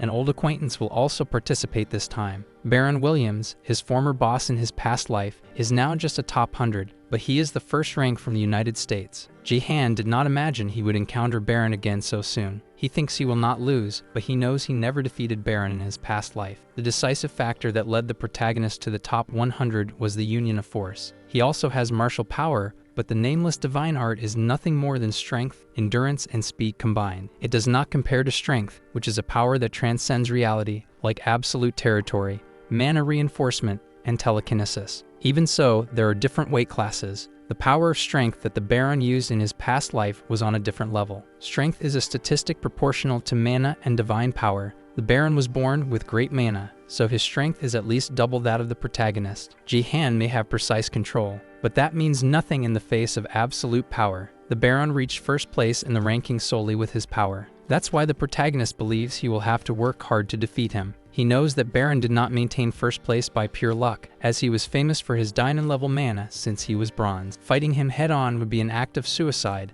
so the protagonist wants to unlock the unnamed divine art before that. Looking at a current photo of Baron, Jahan realizes that he is different. After all, in his past life, he had a very different appearance from now. Jihan speculates that perhaps Baron has matured by becoming a guild master. Then he receives a call from Lee Haeyeon. Curious about what it's about, he answers. On the other end, Lee Haeyeon asks if the protagonist can tell her who she should choose again. However, Jahan is unsure about what the woman is talking about. Speaking of her, Lee Haeyeon is at her guild's headquarters and is startled by the sudden appearance of her bodyguard. Gayoung says she is there to accompany her boss to her appointment. Lee Haeyeon had forgotten and asks for 5 minutes before leaving. She reveals that she asked Jihan for some tips and is waiting for him to respond, as she wants to recover the lost money. As her bodyguard must already know, Jahan is in the global top 100 of the bronze rank. Not only him, but also Baron from the USA. Jihan told Lee Haeyeon that he would be in first place, and she even thinks it makes sense. but she is a bit hesitant. For her part, Gae-young says that Jae-han is conceited for thinking he could win against someone like Baron. Lee then asks if she agrees that betting on Baron is the right choice to make. She was a bit shaken because Jae-han accurately predicted the betting results for the Japan-Korea match, but still thinks she should bet on Baron. For some reason, Gae-young wanted to disagree but remains silent. Her boss then asks how her score is on Battle.net. After all, her bodyguard has worked hard to level up recently. Gae-young even wanted to tell her boss, but she preferred to withhold the information for now. Back to the protagonist, he checks his status after training and realizes that all the conditions have been met, so now he should be able to get what he desires.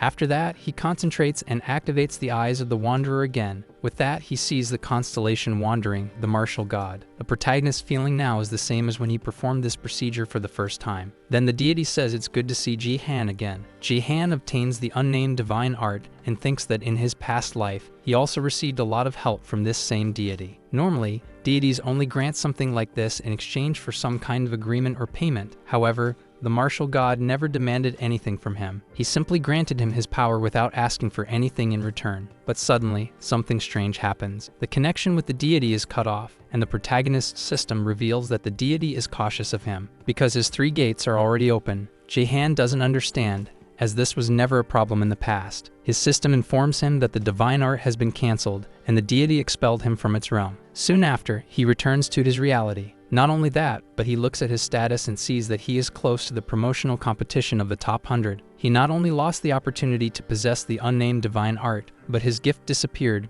precisely his most important aspect. Sometime later, he meets his niece. After awakening, his niece decided to leave the academy. Many students who do not meet the academy's requirements end up leaving after awakening a low-rank gift. However, Sei-ai did not give up and started training on her own, with her uncle's help. Jae-han is not very worried about her. After all, his niece has been doing well since then. His biggest concerns are with himself. The competition for qualification for the Silver League is the next day, and he still hasn't resolved his issues. This wouldn't be a big problem under normal circumstances, but in a competition like this, it is essential that he is as strong as possible, until Seiya realizes that something is bothering him and asks if it's related to the promotion of the top 100. The protagonist says yes, but spares his niece the details, as he doesn't want her to worry about his problems. In any case, Seiya says that her uncle will win. After all, he always finds a way to solve any problem. Seiya is so carefree that she considers betting high on her uncle's victory, but he tells his niece not to do that. After all, she is a minor and shouldn't get involved with gambling. She thinks this excuse is kind of ridiculous, but nonetheless decides to obey him. Amidst this, the protagonist feels something different and wonders what just happened. At dusk, the protagonist goes to a park. He notices that his left eye feels a bit strange, but doesn't know why. After all, he has never experienced this before. Ji-han tries to slowly approach this sensation, using his strength to pinpoint its exact location, to then get rid of it immediately. However, in the process, he ends up hurting himself. Aside from the pain the protagonist felt, he received a system alert saying that the trace of the wandering divinity within him has been eliminated. With that, he completed the domination over the constellation. Ji-han didn't quite understand what that meant. His system informs him that now he can receive sponsorship from another constellation, but Ji-han thought it was possible to do that before. In any case, he knows that the system never lies, which means that the divine art was in his way all this time. Ji-han thought that divinity was like a generous tree, but concluded it was more like a parasite. However, his system reveals that the martial divinity is even more cautious with him. The protagonist is super confused by this. He thinks that even in his second life, there are still many questions he doesn't know how to answer, besides the fact that he still can't use the powers he wanted. However, he thinks this is an opportunity to seek sponsorship from another constellation. To make things better, his system just informed him that an epic mission is available. The player must go to the Colosseum map, the same one where the Shadow Queen is always present. Ji-han thinks that even if he manages to get sponsorship from the Shadow Queen, he would still need something to use in the competition, something that is worthy of the unnamed divine art. In any case, he heads to the promotional round. Among various players, once again, the protagonist will have to prove his potential. Only this time, he doesn't want to fight anyone individually, and says that everyone can attack him at once. After all, the protagonist intends to be as quick as possible. In any case, the players attack him. They use both magic and melee attacks, but the protagonist is not caught off guard. After dodging a magical attack, he heads towards the wizard who cast it. The wizard sees the protagonist unarmed and thinks he has an advantage over him. However, that was a big mistake on his part. Ji-han fights against the opponents and finds them all the same, until suddenly he sees a blade very close to his face. and barely avoids being seriously injured. Not only that, but his surprise increases when he sees that the one who attacked him was none other than Lim Gae-yeon. However, the protagonist doesn't understand why she is in this match. After the Space League began, people started to get used to the fact that dying in the game meant dying in real life as well. When the final of the Asian Northeast League started, the Japanese representative in the final was, of course, the Sword King Ito Ryuhei. At that time, there was no one in South Korea capable of fighting fairly against Ito Ryuhei. Fearing death, South Korean rankers avoided fighting him. The person who opposed the Sword King as the representative of Korea was the successor candidate of the Sword King. This person was none other than the Plum Blossom Sword, Lim Gae-yeon. However, the protagonist knows that she was never one of the top 100 in the league, and seeing her there makes his surprise even greater, as it means the future has changed. In any case, Ji-han ends up fighting against her, and uses his lightning powers to push the opponent away. After that, he grabs his weapon and attacks with all his strength, but Gae-yeon manages to dodge in time. The protagonist wonders if she has always been this strong, and imagines that she might be hiding her powers. However, he realizes that she is stronger than the last time they met in the game. Besides, she is no longer using unnecessary attacks, and her feet are much more agile. The fact that Gae-yeon is much stronger. Does the protagonist wonder what happened to her during this time? Once Lee Hae-yeon had asked her bodyguard how her status was. Gae-yeon, although hesitant, informed that she was in the global top 100 of the Bronze League, and that she had reached level 25 as she started to put in effort after meeting Ji-han. Her boss asked why she hadn't shared this good news earlier. Gae-yeon replied that she needed a favor. She wanted new battle equipment, because after using her current sword so much, her hands could no longer handle it, as it is very heavy. Therefore, she needs a lighter sword, and she hadn't mentioned anything before because her current sword was a gift from her boss. However, Lee Hae-yeon called her crazy, and said that if the sword had been bothering her all this time, she shouldn't have kept it. Lee Hae-yeon said she would take care of it immediately, but Gae-yeon asked if that wouldn't be a problem, given her boss's recent financial losses. Irritated, Lee Hae-yeon said she had enough money to handle it, and that it wouldn't take long to get the new equipment. But Hae-yeon told Gae-yeon to show everyone everything she has during the promotion round, and that she could defeat Ji-han if necessary. To Lee, no matter what they say, Gae-yeon has always been the rising star of the Bronze League in Korea. She just needs to prove her worth to others. For her part, Gae-yeon enjoyed being genuinely praised by Miss Lee and being compared as an equal to Ji-han. This served as motivation for her. However, when facing Ji-han, Gae-yeon thinks she won't be able to meet her boss's expectations, because she believes she is still not strong enough to defeat him. The protagonist has the advantage and knows it. He knows that even if he doesn't believe he can win, his opponent won't simply give up. For her, it's enough to survive as long as she can and keep attacking whenever she has an opening. It was the same in the Northeast Asian Finals in the protagonist's past life. For her part, Gae-yeon says she knows she is strong enough to defeat him now, and maybe she will never be able to defeat him in her life. But she claims that if she gives up, everything will be over. So if she wants to surpass him someday, she will have to give her best at all times. Ji-han thinks this is the kind of person Gae-yeon has always been, a player who can keep fighting to improve, even knowing she cannot defeat her rival. In his past life, the Sword King defeated her with his dual blades, but in this life, Lim Gae-yeon is in the top 100. Now Ji-han is curious to know how much his regression will change the future. He always thinks about this, and now more than ever wants to know. Because if Lim Gae-yeon's future has changed, the other people he knows might also have a different future. Thus, the protagonist wants Gae-yeon as an ally, but for that he will need to defeat her first. The protagonist realizes that his opponent's attack is not synergistic with a spear, but there is a perfect skill for this type of situation, which consists of the 3 martial devotional calamities of the earth, called Fury 1,000 times greater. On the other side of the world, Clark Jr., an American warrior, encounters Baron Williams, and says that they have finally met. He also says that the world must be coming to an end for them to think that the coward who is always giving buffs from behind is the most promising prospect available. For his part, Baron scoffs at this comment with a yawn. He says that Clark shouldn't complain so much, and tells him to stop the small talk and get right to it.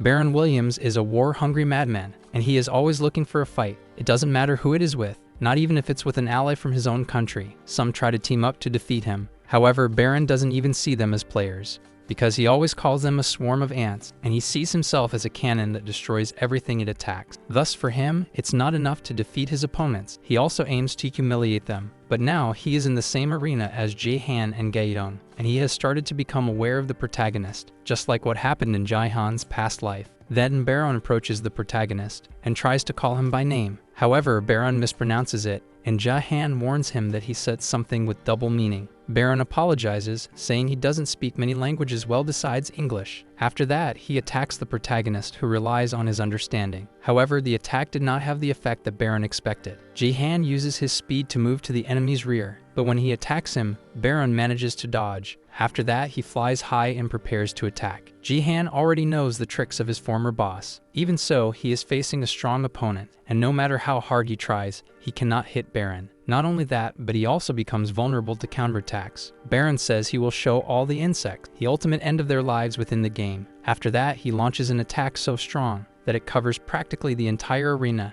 hitting everyone below. In this way, he celebrates his victory, thinking there is no way anyone could have survived this. However, he is surprised when he sees something. The protagonist launches an attack that ends up eliminating several opponents. He thanks Baron, claiming that thanks to him, he got some kills for free. With that, Jahan is in first place so far. For his part, Baron thinks about how Jahan survived his attack, as his fire mixed with the force had never been surpassed before. But upon looking closely, he realizes that the flames did not touch Jahan. Surprised, he notices that the protagonist knows how to manipulate the force as well. Baron becomes furious, as he had believed himself to be the only one who could do this, and does not understand how someone discovered his secret technique. Jahan provokes Baron, claiming that he is not special, and says that the fact that his technique can be copied demonstrates how bad it is. This only increases Baron's rage. He says that no insect can insult him and get away unscathed, and he promises to burn Jahan to prove that his statement is wrong. For his part, the protagonist says he will not let him do that, and will demonstrate what he has been preparing for some time. A flashback shows that once, the protagonist was seeking another constellation that could sponsor him, as he needed something to replace the unnamed divine art, until he remembered the crystal fragment he had saved, which could only be used once, so he had not used it. But now is the perfect opportunity to use such an item, and back in the present, the protagonist is blessed by the crystal. With that, his power increased by 50%, and he believes he will finally give Baron Williams what he deserves. In his country, Baron is considered a coward. He was not as muscular or tall as the others, and he was shy, a player afraid of battles. Others talked about Baron, saying he was a waste of talent. He had 2 status windows in 2 classes, and if he used that to his advantage, he could dominate the battle net. But Baron chose support and mage, meaning he would be at the back of the group. However, Baron changed when he gained strength. He began to dominate the field with the help of the mana he possessed, and countless rising stars fell before him. Players who fought against him said that Baron had 2 disasters in the palm of his hands. His wave of fire allows him to sweep through all enemies at once with a tsunami of flames, and no one has survived to this day after being hit by that ability. That is why he has this excess of confidence. But unlike before, Baron had never faced an opponent like Jahan. The protagonist executed an attack that pierced through the opponent's magic, something Baron didn't even know was possible. For his part, Jahan thinks that Baron is strong on the outside but has nothing on the inside, and says that he is too busy trying to hide his lack of skills instead of compensating for them. Moreover, Baron has no precision whatsoever. After being struck, Baron says that the protagonist speaks as if he already knows him. Jahan claims he knows someone very similar. He also says that it doesn't matter how much Baron pretends to be strong, and acts as if he is full of confidence, because he cannot hide the feeling of inferiority, and that guilt consciousness that has deeply rooted itself in his heart. Building muscles, changing his appearance, and using all these sophisticated skills are all just to cope with the situation. Jahan asserts that there is no sense in any of this as long as he doesn't change his essence. Baron says he does not appreciate all this arrogance, but Jahan says he can say the same about him. But now he wants to stop talking and finish this quickly. The protagonist then attacks in an attempt to end the fight. However, to his surprise, Baron uses a different skill to counterattack, and hits him with a lightning bolt, sending Jahan flying away. Baron calls this the second disaster, named Lightning. Unlike the Wave of Fire, which is a long-range mana attack, Lightning is a high-level skill that concentrates mana to pierce the opponent. It was a perfect skill for Baron,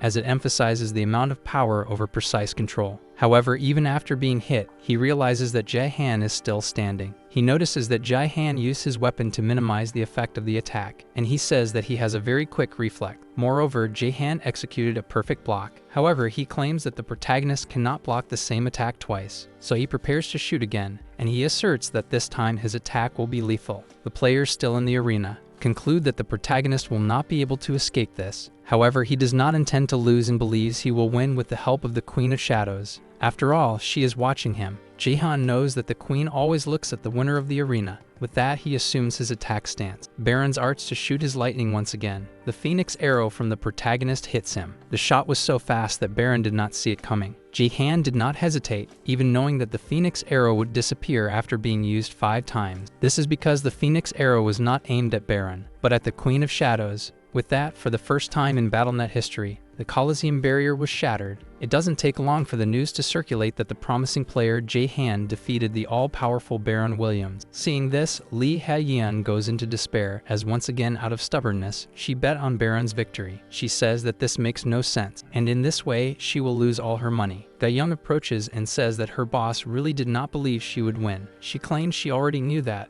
but is still disappointed. Lee Haeyeon tells her bodyguard not to be upset, but states that she basically lost the moment the fight started. She also says that to bet on her, Gayoung needs to go much further. However, she notices that her bodyguard seems to be in a good mood. Gayoung says that even having lost, she learned something from this fight, and she is willing to keep improving. Lee says she will cheer for her, but now she notices that something is happening. Gayoung asks if she is still betting. However, both are shocked by what they see. In the United States, Baron is still irritated by the defeat, but notices that Jaehan was not aiming at him. After destroying the arena barrier, the protagonist collects his weapon and says that it has been a while since the last time he met the Queen of Shadows. After being hit, the queen's corporeal form dissolves, and she assumes the shadowy form that gave chills to the protagonist the first time. The shadow takes control of everything and even cuts the transmission signal of the match. With that, Seiya, who was watching her uncle, becomes worried about him. Amid all the darkness, the protagonist notices that it is cold and the air is heavy,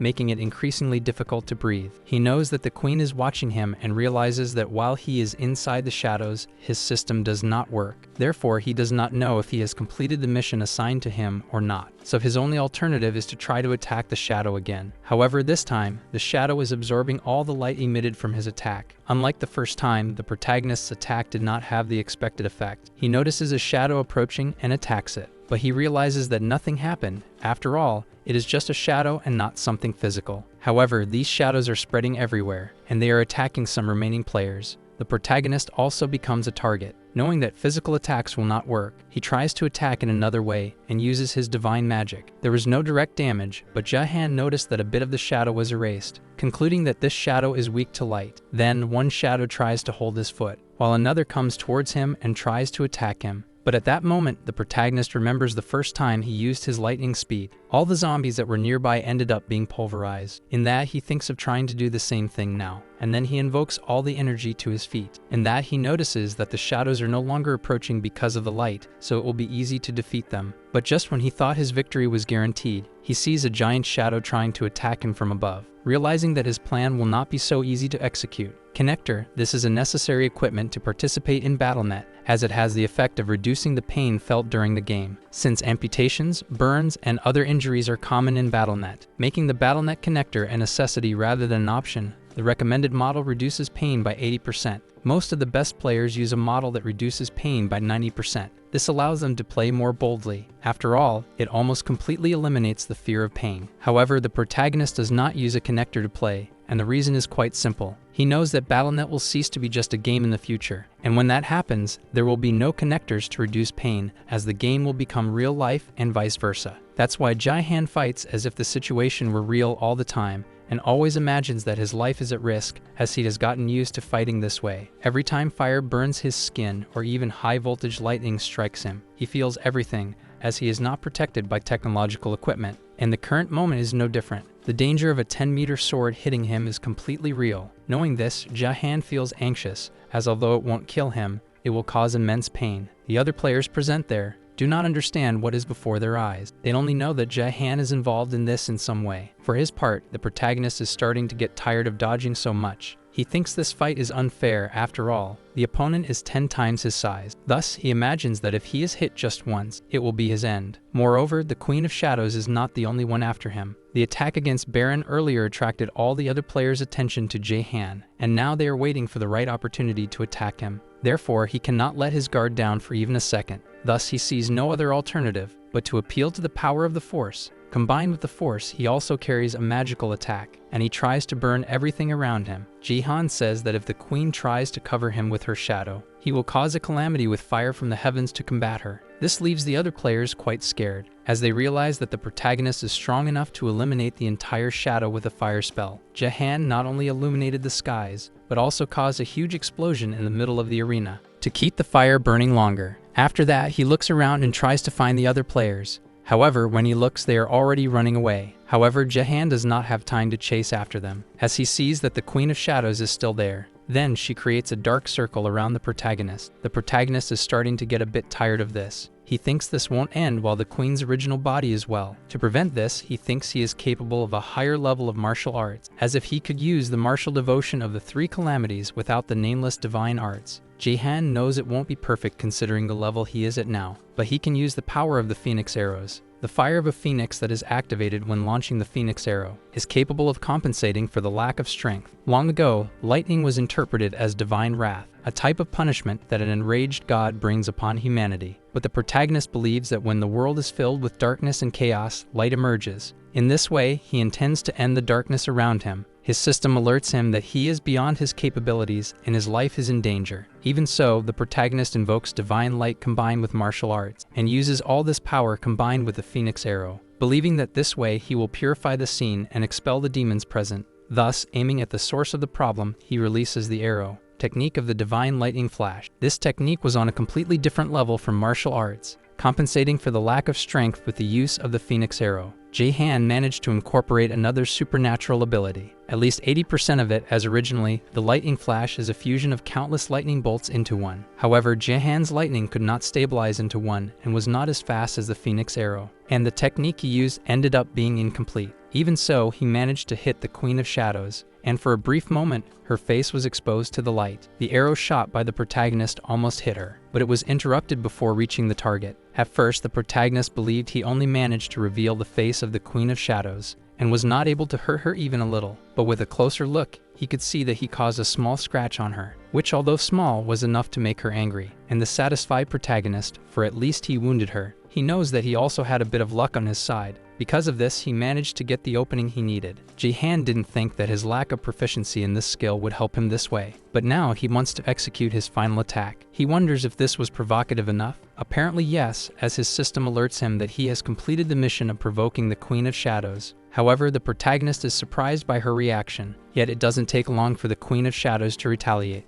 With that, the protagonist is forced to defend himself. However, since he exerted too much effort in the last attack, he can't hold his hand steady enough, as it is quite injured. Even so, he continues to be attacked, and he needs to defend himself, otherwise his effort will be in vain. Meanwhile, he notices that the other players have been captured. Jahan finds it strange that the Queen of Shadows is still keeping them alive, and he wonders what she is planning. As he gets lost in thought, the shadow tries to grab his legs again. Thus he realizes that the Queen's plan is to defeat him first and leave the others for last. Seeing the giant sword coming toward him again, Jahan tries to use his lightning speed to escape the trap, but that doesn't quite work out. However, as the sword approaches, he notices that the attack is slower than before. Then he realizes that the Queen wants to toy with him a bit before finishing off her prey. Not only that, but if he is defeated before the other players, he will lose his ranking for the Silver League. So he tries to think of a way to have the others defeated first. Jahan thinks that he can't move his body, but his fingers are free. So he tries to use his power to attack the others before being hit himself.